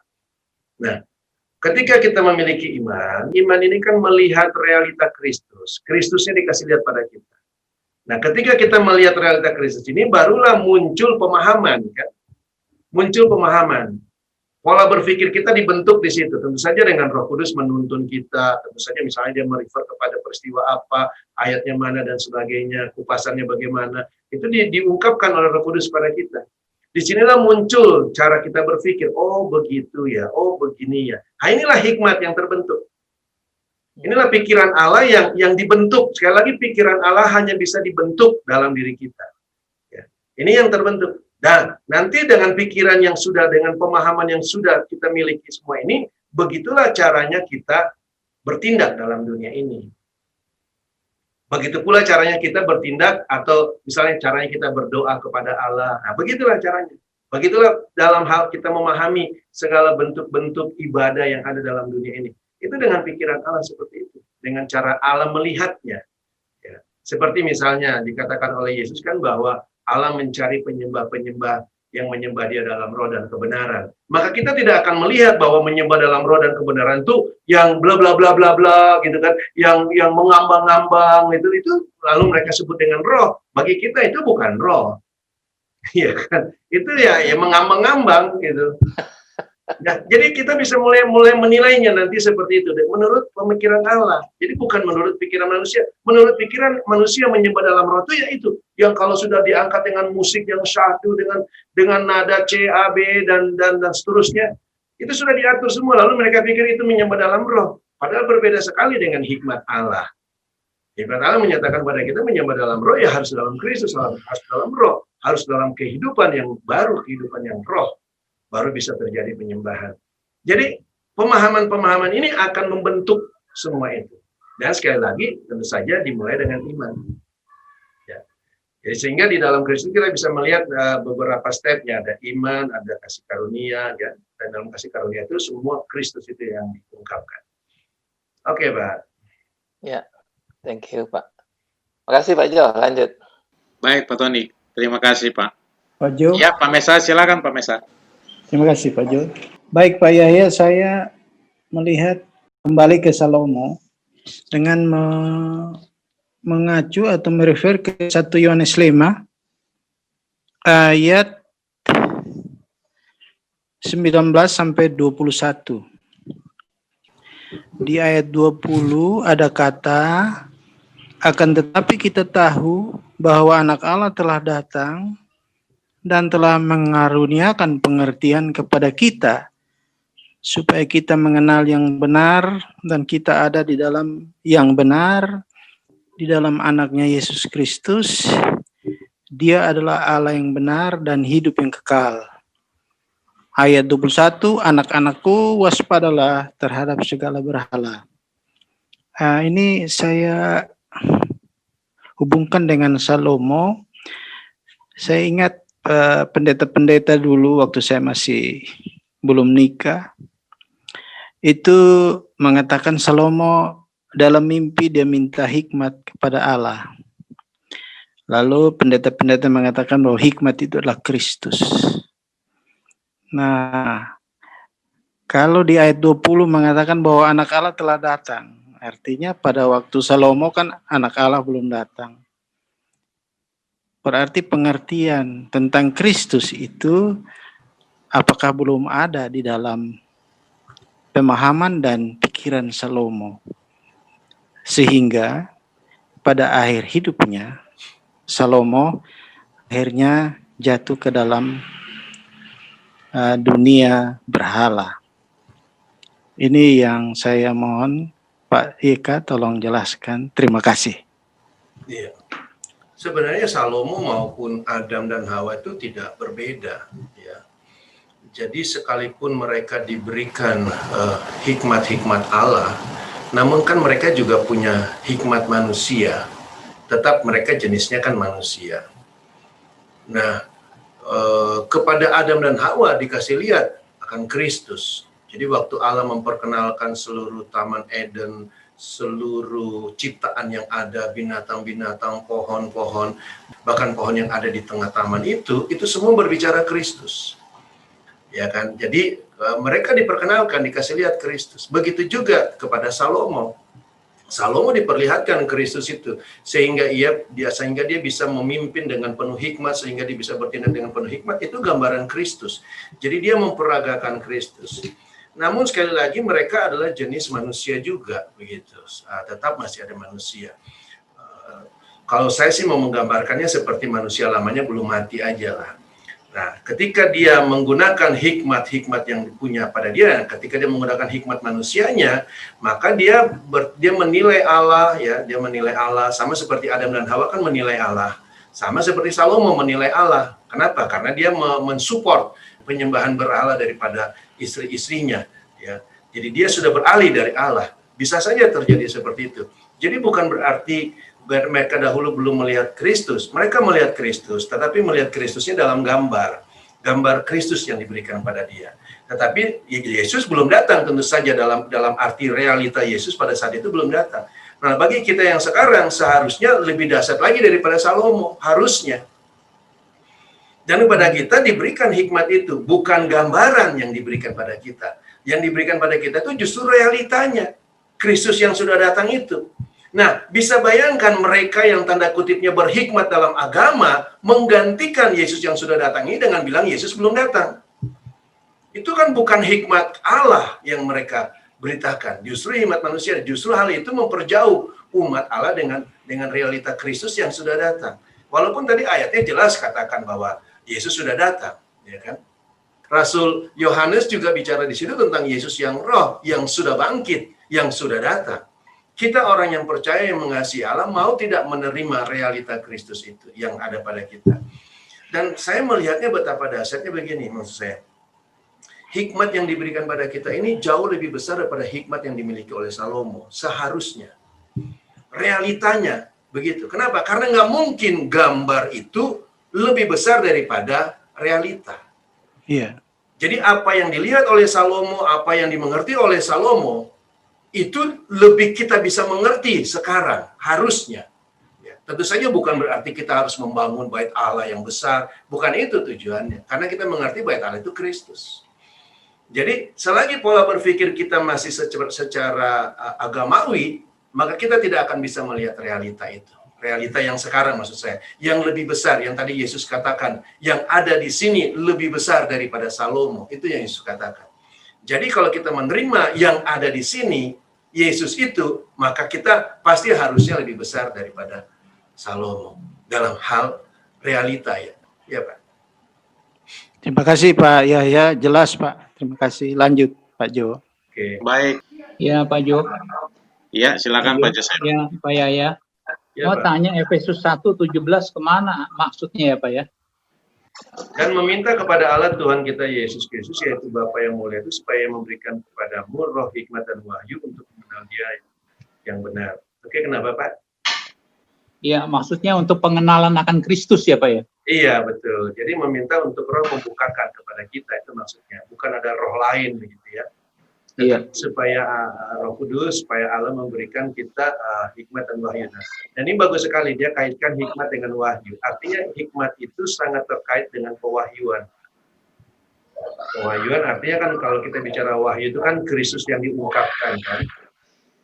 Nah ini diperlukan ini. Oke, untuk mengenal Dia yang benar udah pasti ya. Karena tadi kan dikatakan dengan jelas di dalam 1 Korintus kan bahwa tidak ada yang mengetahui pikiran Allah selain daripada roh yang ada di dalamnya. Dan pikiran Allah itu sudah diberikan kepada kita. Pikiran Allah itu kan Kristus, Pak. Jadi bagaimana kita mengenal pikiran Allah, bagaimana kita mengenal Dia yang benar, kita perlu hikmat dan wahyu. Oke, bagus Pak. Thank you Pak Yahya. Thank you, Pak. Ya, baik. Sorry Pak Jo. Ya, silakan Pak Riyadi. Ya, terima kasih Pak Jo, terima kasih Pak JK. Saya pengen menanggapi yang tadi yang Efesus 1 ayat 17 ya Pak ya. Iya. Mengenai supaya Ia memberikan kepadamu roh hikmat dan wahyu. Nah, pertanyaan saya sebenarnya perbedaan roh hikmat dan wahyu itu seperti apa Pak? Karena saya kalau ngelihat di di kamus bahasa Indonesianya, kalau hikmat itu adalah suatu pengertian dan pemahaman mengenai sesuatu untuk menerapkan penilaian dan perbuatan sesuai dengan pengertiannya. Sedangkan kalau wahyu itu menyingkapkan hal yang terselubung. Nah, apakah kalau ini konfirmasi pengertian Pak, kalau wahyu itu sebenarnya Tuhan menyingkapkan sesuatu yang sebelumnya kita tidak tahu, yang terselubung, sedangkan hikmat itu adalah implementasinya kita di kejadian sehari-hari atau mungkin gimana Pak? Ya, sebenarnya udah benar.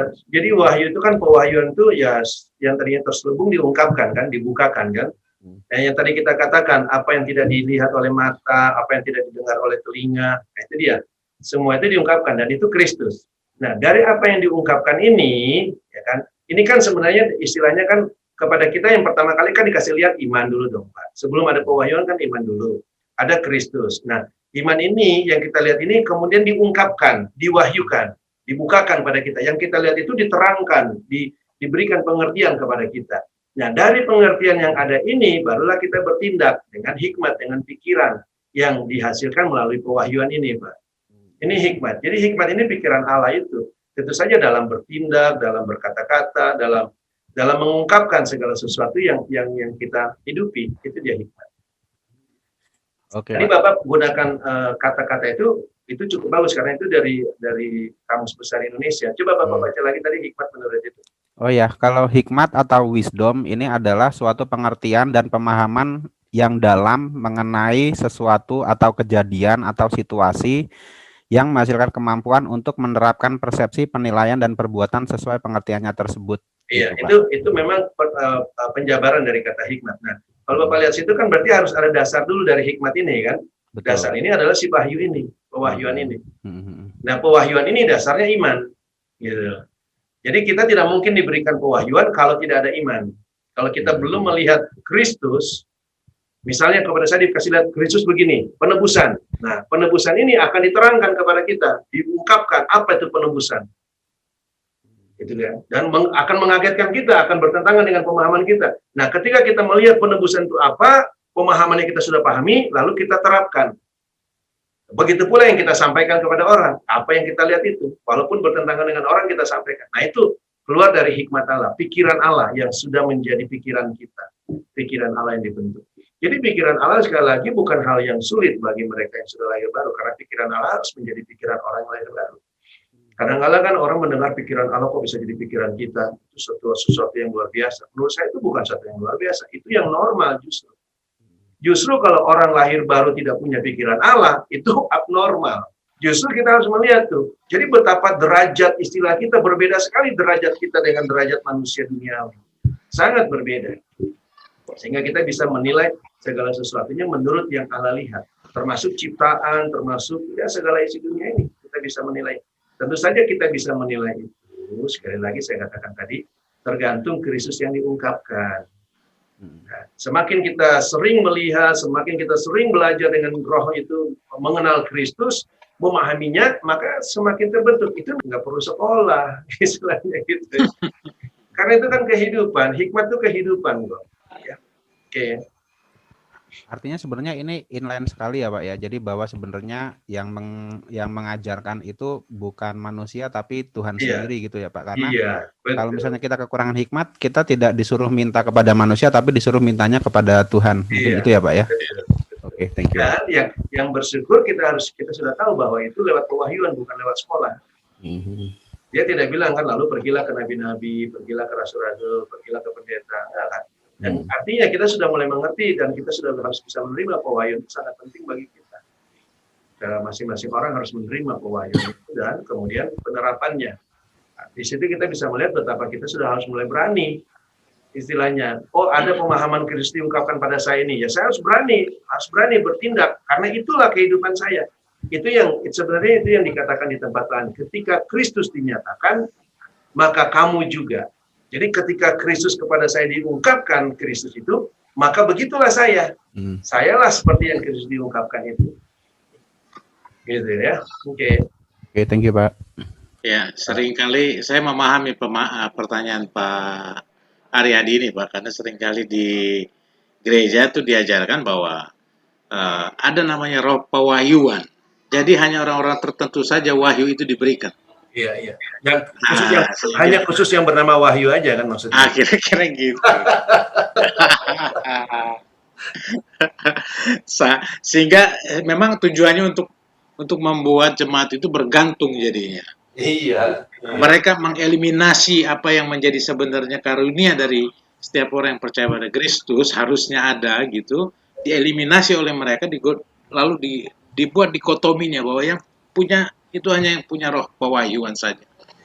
Jadi mari kita tunggu apa yang diwahyukan Tuhan kepada dia kan gitu jadinya ya. Dan jemaat senang pula dengan itu ya. Senang sekali Pak. Padahal jemaat nggak sadar kalau justru dengan begitu mereka justru kamu jemaat, kamu bodoh semua kan begitu maksudnya. Yang itu cuma kita kan itu maksudnya sebenarnya. Tapi senang tuh jemaat digituin tuh. Senang Pak, karena jemaat senangnya juga diberi bagian porsinya adalah yang memberi kan gitu. Iya, ada porsi masing-masing ini. Padahal yang ngomong juga belum tentu lihat kan Pak? Oh iya. Pas.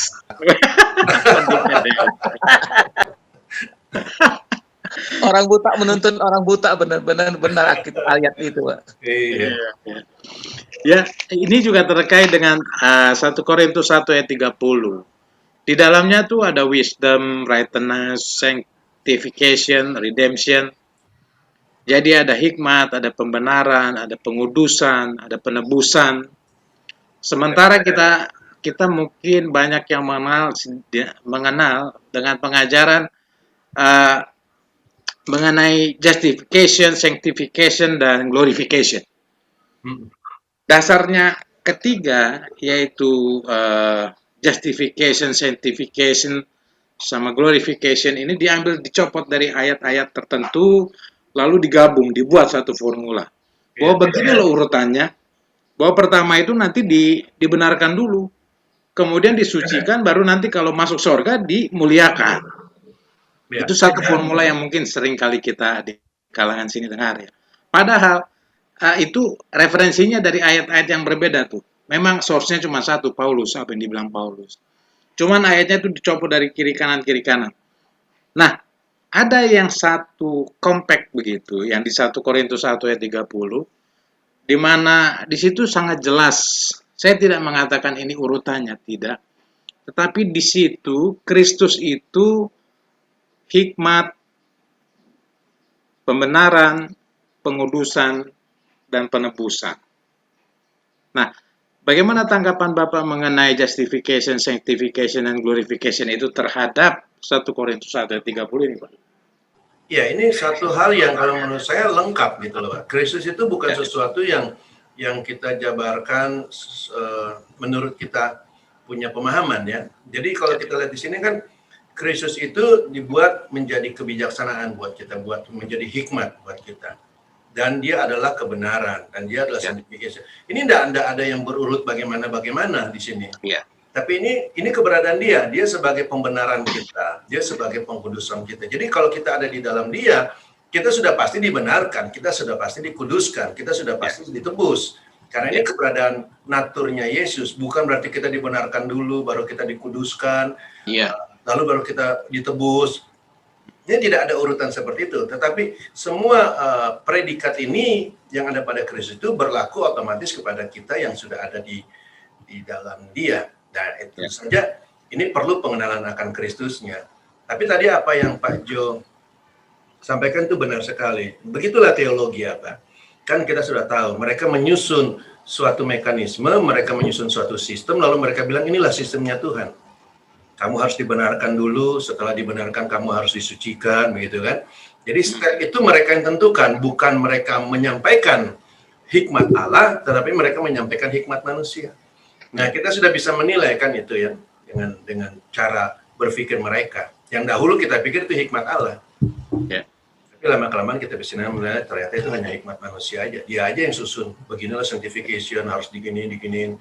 Ya kan? Bahkan ada yang bilang baptis dulu, kalau nggak dibaptis kan harus pakai dalam nama Bapa, Anak, dan Roh. Yang satu lagi harus pakai dalam nama Yesus. Yaitu sistem yang mereka buat. Yang mana sebenarnya tidak demikian dalam hikmat Allah. Okay. Ya, jadi kan justification 4 kali pertemuan gitu, sanctification 4 kali pertemuan, glorification sekian kali pertemuan gitu, baru lulus dapat sertifikat masuk surga kalian kan gitu. Baru disucikan ya. Silakan Pak Vincent, dan ketawa aja Bapak sampaikan sesuatu dulu. Iya, menarik Pak, jadi ikut ketawa nih. Oke, saya mungkin kan saya ini saya melihat pada realitas saja gitu Pak, bahwa hikmat yang benar itu kan hikmat Kristus itu sendiri ya. Artinya yang tadi sudah disampaikan adalah intinya adalah ya pemberitaan tentang Injil Kristus itu, atau pemberitaan tentang kematian, penguburan manusia lama kita, dan kemudian kebangkitan menjadi manusia baru. Dan saya melihat di sini bahwa agama, khususnya agama Kristen, tidak pernah menyinggung atau tidak pernah melihat hal ini sebagai fokus utama atau Injil Kristus itu sendiri. Betul bahwa artinya bisa disimpulkan ya, agama Kristen tidak ada hubungannya dengan Kristus. Kemudian itu yang saya nilai sebagai orang yang pernah berada di lingkungan gereja. Lantas apa? Tujuannya kan sebenarnya jelas. Pemberitaan tentang Kristus itu ketika kita mati, dikubur dan bangkit, tujuan kita adalah pengenalan akan Kristus. Nah, sementara di gereja yang menjadi tujuannya adalah kalau mengenal Kristus itu urusan daging kita lah yang terpenuhi. Nah, di sini juga saya jadi ada ayat yang menarik ini di Roma 14 ayat 17. Bahwa kerajaan Allah bukanlah soal makanan dan minuman, tapi kebenaran, damai sejahtera dan sukacita atau Kristus itu sendiri kan kalau kita simpulkan, Pak.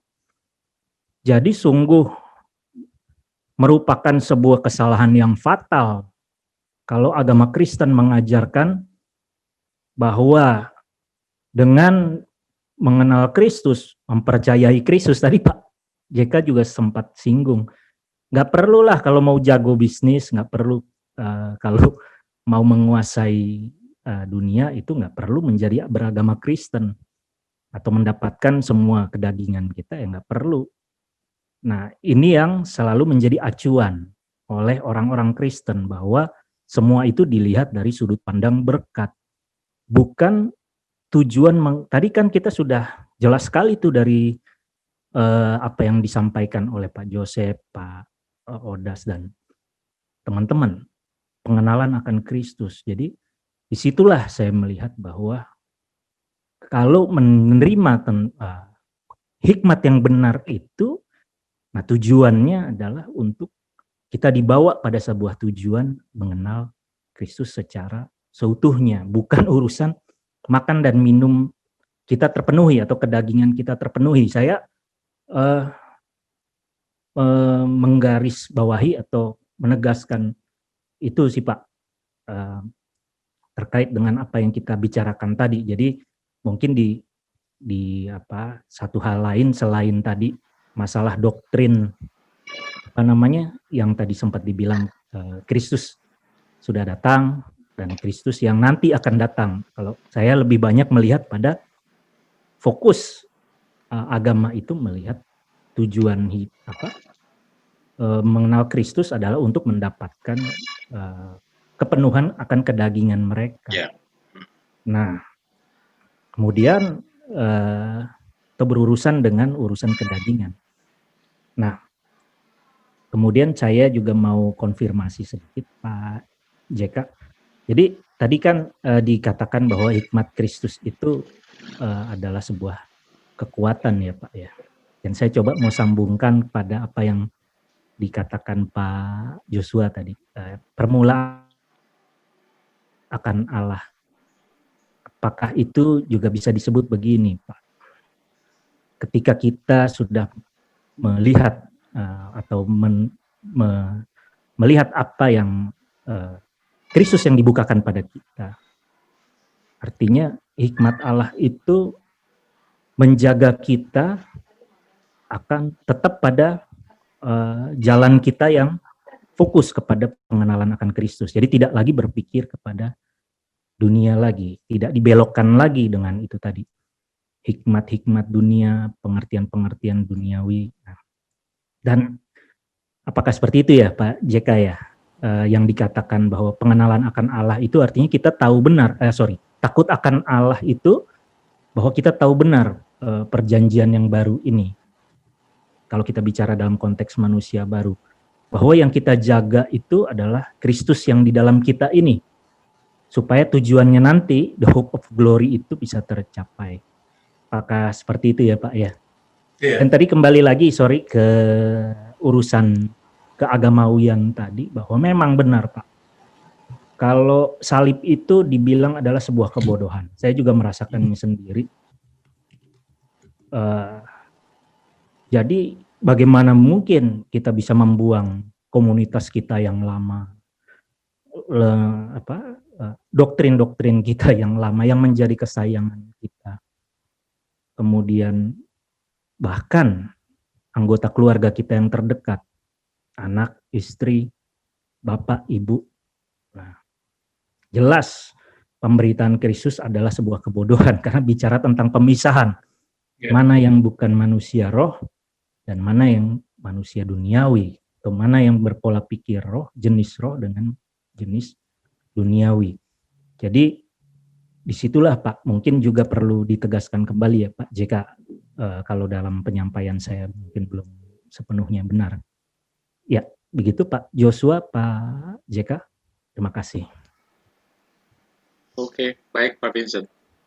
Pak Jo. Ya, Pak Tony. Yes,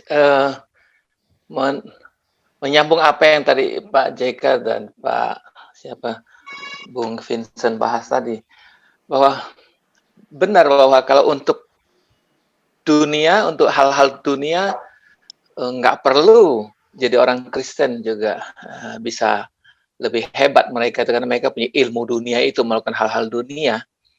Jadi misalnya di medsos ada heboh, ada di India ya, bangun gereja katanya 52 hari terjadi satu gereja bisa nampung 5.000 orang.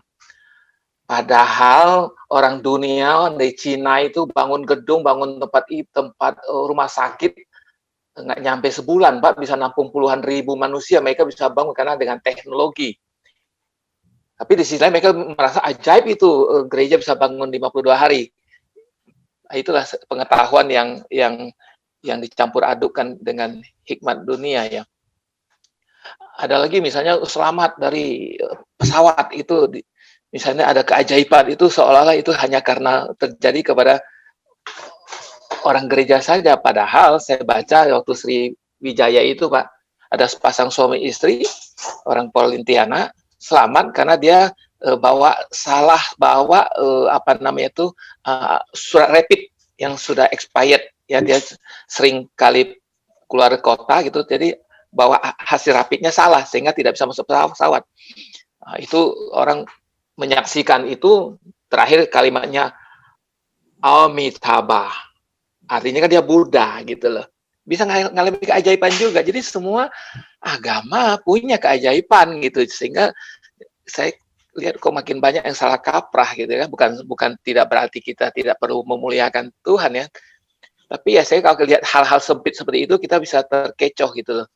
Soalnya kalau tidak terjadi itu karena tidak ada pertolongan untuk Tuhan, padahal ada unsur manusia juga harus berusaha, manusia juga harus berhikmat di situ Pak. Jadi itu benar kata Pak JK, jadi beda hikmat dunia dengan hikmat dalam Kristus itu sangat berbeda. Jadi jangan sampai kita terkecoh dengan hal itu. Itu saja Pak Jo, thank you. Oke, terima kasih Pak Tony. Silakan Bu Isya. Iya, Pak Yahya, tadi saya berpikir tentang di Efesus 1 ayat 17 itu. Nah, jemaat di Efesus kan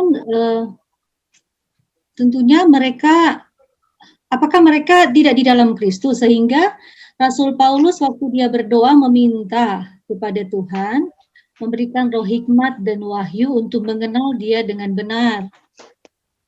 Jadi saya berpikir tadi, apakah orang yang di dalam Kristus belum tentu mengenal dia dengan benar, harus meminta roh hikmat itu. Kenapa Rasul Paulus mesti meminta roh itu kepada mereka kalau mereka ada di dalam Kristus? Tentu saja tulisan yang Rasul Paulus tulis ini itu ditujukan kepada orang yang sudah percaya Yesus. Ya, jadi bukan orang yang belum percaya Yesus, karena ini kan kepada jemaat Efesus. Justru orang yang sudah percaya Yesus itulah yang berhak menerima hikmat dan pewahyuan. Justru kalau orang yang belum percaya Yesus, dia tidak bisa mendapatkan hikmat dan pewahyuan. Justru dia harus justru dia harus dilahirkan baru dulu, baru dia bisa diikuti dengan hikmat dan pewahyuan. Samalah seperti misalnya kalau anak-anak kita, ya kan, anak-anak kita kan ketika mereka lahir, kita kan ingin mereka punya hikmat, gitu loh. Ingin mereka punya cara memandang hidup ini bagaimana dengan baik, cara memutuskan segala sesuatu dengan baik. Nah, ini kan bisa didapatkannya kan melalui proses dari anak kepada remaja, kepada pemuda, proses dari dia mengenal segala sesuatu yang ada di sekitar dia. Nah, mengenal segala sesuatu di sekitar kita itu yang kita sebut dengan iman. Iman itu kita melihat realita kita yang ada di sekitar kita.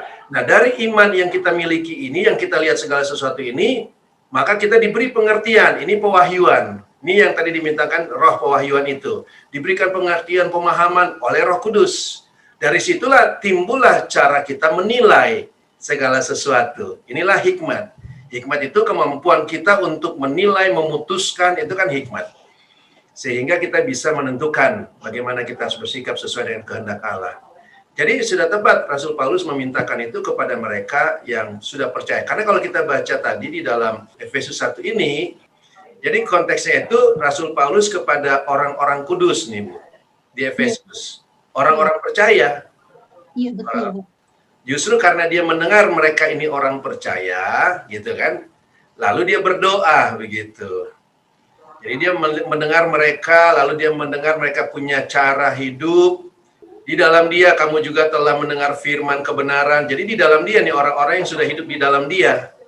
Lalu dia katakan bahwa Roh Kudus itu diberikan kepada kita sebagai jaminan supaya seluruh kepenuhan Kristus itu bisa menjadi milik kita. Lalu dia katakan, aku tidak berhenti mengucap syukur karena kamu, aku mengingat kamu dalam doaku. Lalu dia katakan yang tadi. Jadi dia memintakan ini kepada orang-orang yang sudah percaya, orang-orang kudus. Justru kita orang-orang kudus perlu meminta itu, pengertian itu. Kita perlu. Maksudnya begitu Pak Yahya, bahwa kita pun yang orang-orang percaya di dalam Kristus, belum tentu kita langsung berhikmat. Kita harus minta itu ya. Tadi saya berpikir apakah karena mereka orang percaya baru sehingga Rasul harus meminta kepada Tuhan memberikan mereka hikmat karena mereka masih anak-anak begitu, atau enggak begitu ya Pak ya? Enggak, ya itu semua itu perjalanan hidup kita kok. Orang-orang yang udah dewasa juga tetap masih perlu banyak belajar kan. Kalau kita belajar di dalam dunia ini kan begitu kan. Iya, oke. Karena seperti yang saya katakan tadi, di dalam dunia ini kan kita bisa melihat contohnya paling bagus. Ada orang yang sudah umur 40 tahun tapi masih punya pola pikir seperti anak-anak, ada kan? Iya. Ya. Saya pikir karena menerima wahyu itu kita perlu hikmat, begitu ya Pak? Wahyu diberikan, kita mendapat wahyu, kita perlu hikmat untuk mengerti wahyu itu. Di dalam konteks ayat 17 ini. Enggak, jadi wahyu itu diberikan untuk mengerti Kristus. Kan wahyu kan pengungkapan. Yang tersembunyi itu kan Kristus. Lalu Kristus itu diungkapkan, itu namanya wahyu. Diungkapkan, dibuat kita mengerti, kita mengenal. Nah, dari pengenalan ini, dari pengenalan akan Kristus ini, barulah kita bisa berpikir secara bagaimana Allah itu. Ya. Barulah hikmat itu terbentuk ya dalam kita. Ya. Oke. Terima kasih Pak, jelas. Oke. Terima kasih. Baik, terima kasih Bu Isya. Ya, silakan Dok. Ya, sebetulnya pemahaman saat ini, penyampaian ini membuat kita makin lebih jelas pemisahannya. Jadi kalau saya lihat di dalam yang satu, kalau tadi bicara kan kompromi, nggak mungkin dong Tuhan berkompromi dengan dunia, nggak mungkin kan, sudah ada salib pemisahan itu, jadi nggak mungkin kita bicara kompromi lagi. Kita mesti saklek, kalau memang Kristus, kalau bukan kan. Salib itu kan memperjelas kita hidup di dalam pemisahan. Terus yang kedua, hikmat itu untuk dunia sama hikmat untuk Allah kan jauh berbeda gitu. Nggak bisa digabungkan. Hikmat Allah bicara tentang kematian manusia, akunya. Kalau hikmat dunia, eksisnya manusia, makin lama makin memperbesar dirinya. Makanya kalau kita lihat, kalau saya boleh lihat di dalam apa namanya, kan itu bicara yang satu kekal, yang satu tidak kekal, ya kan? Jadi kalau kita bicara tidak kekal itu kesuksesan akunya, manusianya. Jadi kalau kita bicara daging yang kekal, kesuksesan mematikan akunya. Jadi memang dikotominya itu jelas banget gitu. Setelah kita ngerti tentang hikmat manusia, hikmat Tuhan dan hikmat manusia, nggak bisa dikompromikan pasti. Maka itu yang jadi masalah kan, kenapa di dalam apa namanya ayat 26, 1 Korintus 1:26, ingat saja saudara bagaimana keadaan kamu waktu kamu menurut. Jadi kita dipanggil menurut ukuran, kita selalu mengukur dengan ukuran manusia dulu. Wah, untung nggak ya aku ikut Kristus, untung rugi nggak ya? Karena setelah kita mulai dewasa di dalam Kristus, kita tahu bahwa manusia lama ini harus ditanggalkan. Manusia lama menjadi keuntungan bagi manusia itu harus ditanggalkan bahkan untuk mati. Jadi itu yang sangat luar biasa. Makanya kenapa apa yang dikatakan ayat 27 dikatakan 27 bodoh bagi dunia dipilih Allah untuk memalukan orang-orang yang berhikmat. Dia pikir makanya karena susah sekali orang-orang kaya, orang-orang yang berduit, orang yang berpengetahuan luas, yang hebat di dalam pendidikan, itu susah sekali datang kepada Allah karena itunya semua harus ditanggalkan karena otomatis akan bersinggungan kehebatan dia, terus cara berpikir dia, cara dunia yang berhasil itu, terus kemudian di dalam Kristus akan disamakan dengan cara berpikir manusia yang sukses itu. Nah, ini yang harus ditanggalkan. Makanya kenapa susah? Makanya benar juga firman ini katakan bahwa ayat 27, tapi apa yang bodoh bagi dunia dipilih Allah untuk memalukan orang-orang yang berhikmat. Karena yang bodoh itu kan bagaimana sih kamu suruh tanggalkan akunya, kamu yang sudah hidup berpuluh-puluh tahun dengan akunya suruh ditanggalkan, terus hidup terus mati. Jadi memang benar firman Tuhan ini jelas banget gitu ya. Terus apalagi ayat 28, yang terpandang dan yang hina bagi dunia dipilih Allah. Jadi orang yang terabaikan, makanya ya kalau orang-orang kaya bisa bikin gereja itu tujuannya beda lagi gitu. Beda karena membuat gereja, memperbesar gerejanya, memperbesar akunya, memperbesar pengikutnya gitu kan. Jadi duniawi banget gitu. Jadi kalau di dalam Kristus kan semuanya harus ditanggalkan, keakuannya harus ditanggalkan, keikhlasan aku harus ditanggalkan, keberhasilan yang oleh karena aku gereja ini jadi besar itu harus ditanggalkan. Nah jadi bertentangan sekali, bertolak belakang sekali. Jadi firman Tuhan ini menjawab segala sesuatunya, hikmat manusia bertentangan sekali dengan hikmat Tuhan.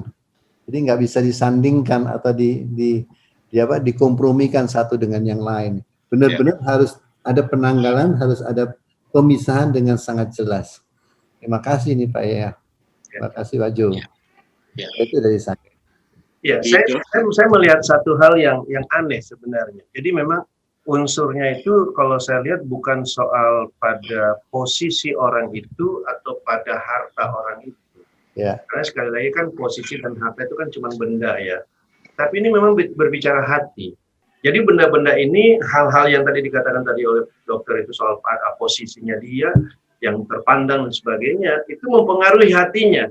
Iya betul. Jadi, di sini yang membuat dia tidak mau menerima hikmat Allah itu justru karena hatinya, jadi bukan soal hartanya. Karena apa sih susahnya sebenarnya? Jadi harta kan hatinya juga Pak. Iya justru itu dok. Jadi di sini di mana hartamu berada, situ hatimu kan. Nah, tapi kan sebenarnya untuk dia menerima realita kebenaran bahwa mati bagi dunia kan tidak susah. Dia mati bagi dunia bukan berarti mengurangi hartanya kan sebenarnya. Herannya betapa bodohnya itu orang dunia. Kalau yang sudah punya hikmat Allah seperti itu berpikirnya. Gitu. Iya. Jadi kalau kita lihat, buat dia uang itulah, kalau dia percaya kepada Tuhan, tapi uang itulah mesti menjadi satu poin yang sangat penting. Iya, itu bicara sekali lagi melihat diri dia sendiri, mengacu kepada dia sendiri, dia punya nilai dia yang sudah dibangun oleh harta itu, nilainya dia yang dibangun oleh posisinya dia. Ya itu dia, makanya Paulus itu bagus banget. Jadi kalau mau kamu hidup yang kekal, ya kamu tanggalkan semua. Iya. Satu hidup kekal, satu hidup kematian, gitu kan? Perasaan sama kekal itu bedanya.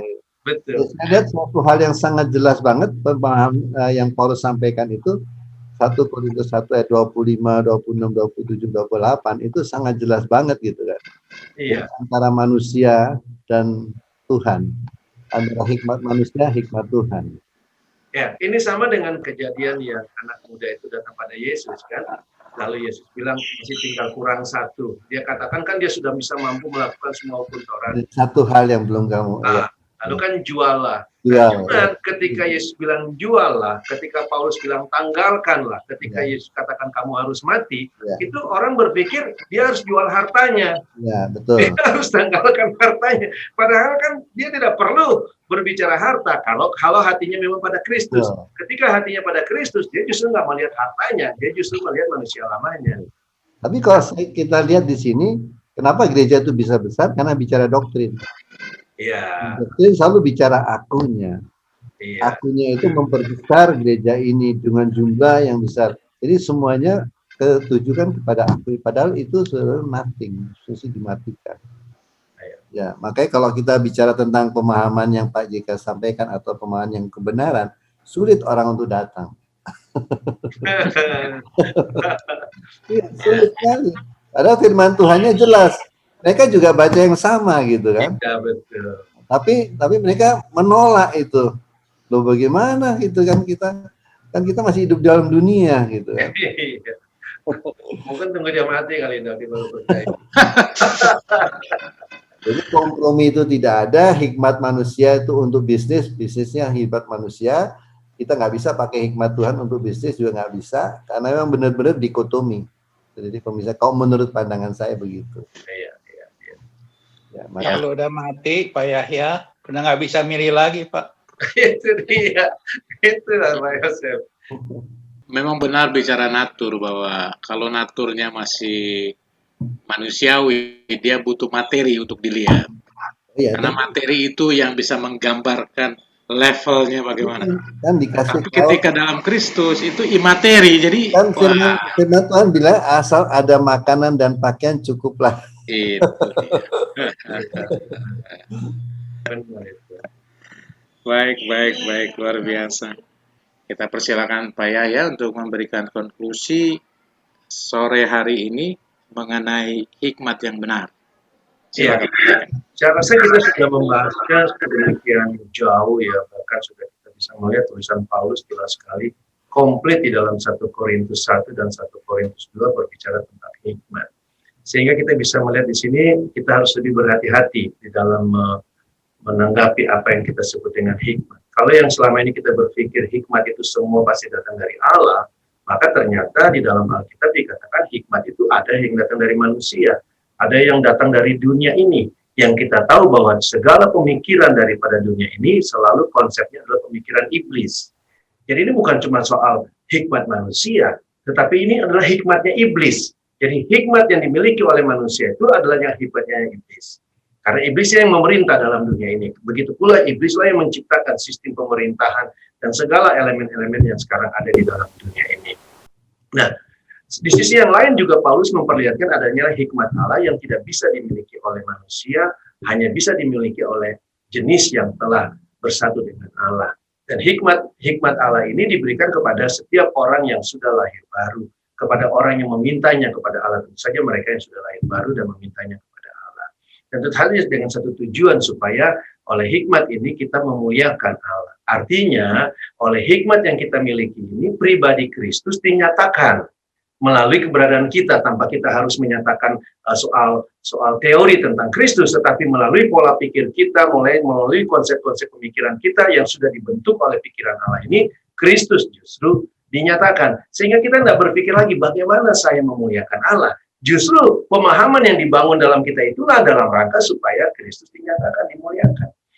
Nah, inilah tujuannya hikmat diberikan kepada kita. Dan sekali lagi kita katakan tadi sudah jelas ada urutannya bahwa yang pertama selalu harus iman. Iman ini akan membawa kita kepada suatu keinginan untuk kita memahami. Ya. Misalnya seseorang melihat mobil, ya otomatis dia ingin memahami apa itu mobil, kenapa mobil itu bergerak. Demikian pula Kristus. Ada sesuatu yang dibukakan oleh Roh Kudus pada kita dan kita melihat, oh Kristus begini. Otomatis akan ada sesuatu trigger dalam diri kita untuk kenapa dia begini, kenapa dia disebut penebusan, kenapa dia disebut kesucian, kenapa dia menjadi pembenaran akan saya. Lalu ini semua yang akan diberikan oleh Roh Kudus. Kalau kita memintanya, maka Roh Kudus akan membukakan kepada kita. Nah, kalau Roh Kudus bukakan kepada kita, hendaklah kita juga bertindak menurut apa yang Roh Kudus bukakan itu. Itu yang tadi saya rasa Pak Daniel katakan dengan taat. Ya, jadi apa yang Roh Kudus bukakan, maka kita jangan mempertentangkannya dengan hikmat dunia. Saya percaya, begitu saya percaya, sejak dari kebangkitan Yesus, Roh Kudus selalu membukakan bahwa Yesus itu sudah datang kepada setiap orang yang percaya di masa lalu maupun juga di masa sekarang, bahwa Kristus itu sudah hadir, bahwa dia ada di dalam kita. Saya percaya itulah yang diungkapkan oleh Roh Kudus. Yang menjadi keheranan saya ketika hikmat dunia dimasukkan ke dalam ajaran-ajaran yang sudah ditulis oleh para rasul ini, maka kemudian dibangunlah suatu format yang lain tentang Kristus belum datang. Kristus akan datang. Kita akan selamat kalau kita sudah mati, Ya, lalu kita akan akan diangkat ke surga. Itu ajaran-ajaran hikmat dunia yang sebenarnya banyak sekali di dalam kekristenan kita, dalam agama Kristen. Karena agama sekali lagi tidak lepas daripada hikmat dunia. Dan kadang-kala mereka mencampur baurkan dengan hal-hal yang ada di dalam Alkitab. Jadi mereka menafsirkan, mereka menilai tulisan-tulisan para rasul ini bukan dengan hikmat Allah sebagaimana para rasul menulisnya. Tapi mereka menilai hikmat Allah yang ditulis oleh para rasul ini menurut hikmat manusia yang sudah dibekali dengan pengetahuan teologi atau pengetahuan agamawi dalam dunia ini. Itu yang kita harus hindari ketika kita menjadi orang yang sudah percaya. Paulus tadi mengaitkan dengan bagus sekali bahwa hikmat Allah itu tidak lepas daripada pemberitaan akan salib. Jadi pemisahan itu, ya, kematian itu merupakan dasar dari segala pemberitaan dan pola pikir kita. Karena itu yang akan selalu diperlihatkan. Coba lihat bangsa Israel. Sepanjang hidup mereka, ya, kalau kita melihat contoh-contoh yang ada, itu tidak pernah lepas daripada korban. Setiap hari, bayangkan, sebelum Kristus mengakhirinya di kayu salib, sejak dari Musa memerintahkan mereka untuk mengorbankan, sejak saat itulah kehidupan bangsa Israel selalu dipenuhi dengan korban, pemisahan. Sepanjang hidup mereka, sampai kapan? Ribuan tahun. Sampai Yesus mengakhirinya 2000 tahun yang lalu. Sebenarnya itulah kehidupan kita. Kehidupan kita selalu diberitakan, tidak pernah lepas daripada salib. Ya, tidak pernah lepas daripada pemahaman akan keterpisahan dengan dunia, keterpisahan dengan elemen-elemen yang sudah dibangun oleh dunia. Tentu saya tidak berkata bahwa kita harus berpisah daripada kekayaan, kita harus berpisah daripada teman-teman, bukan itu maksudnya, tapi dari kehidupan duniawi, dari konsep pemikiran duniawi, dari hikmat duniawi, itu kita harus tanggalkan. Saya rasa itu saja pada malam hari ini, Pak Jo. Bapak Ibu sekalian, terima kasih untuk hari ini. Terima kasih.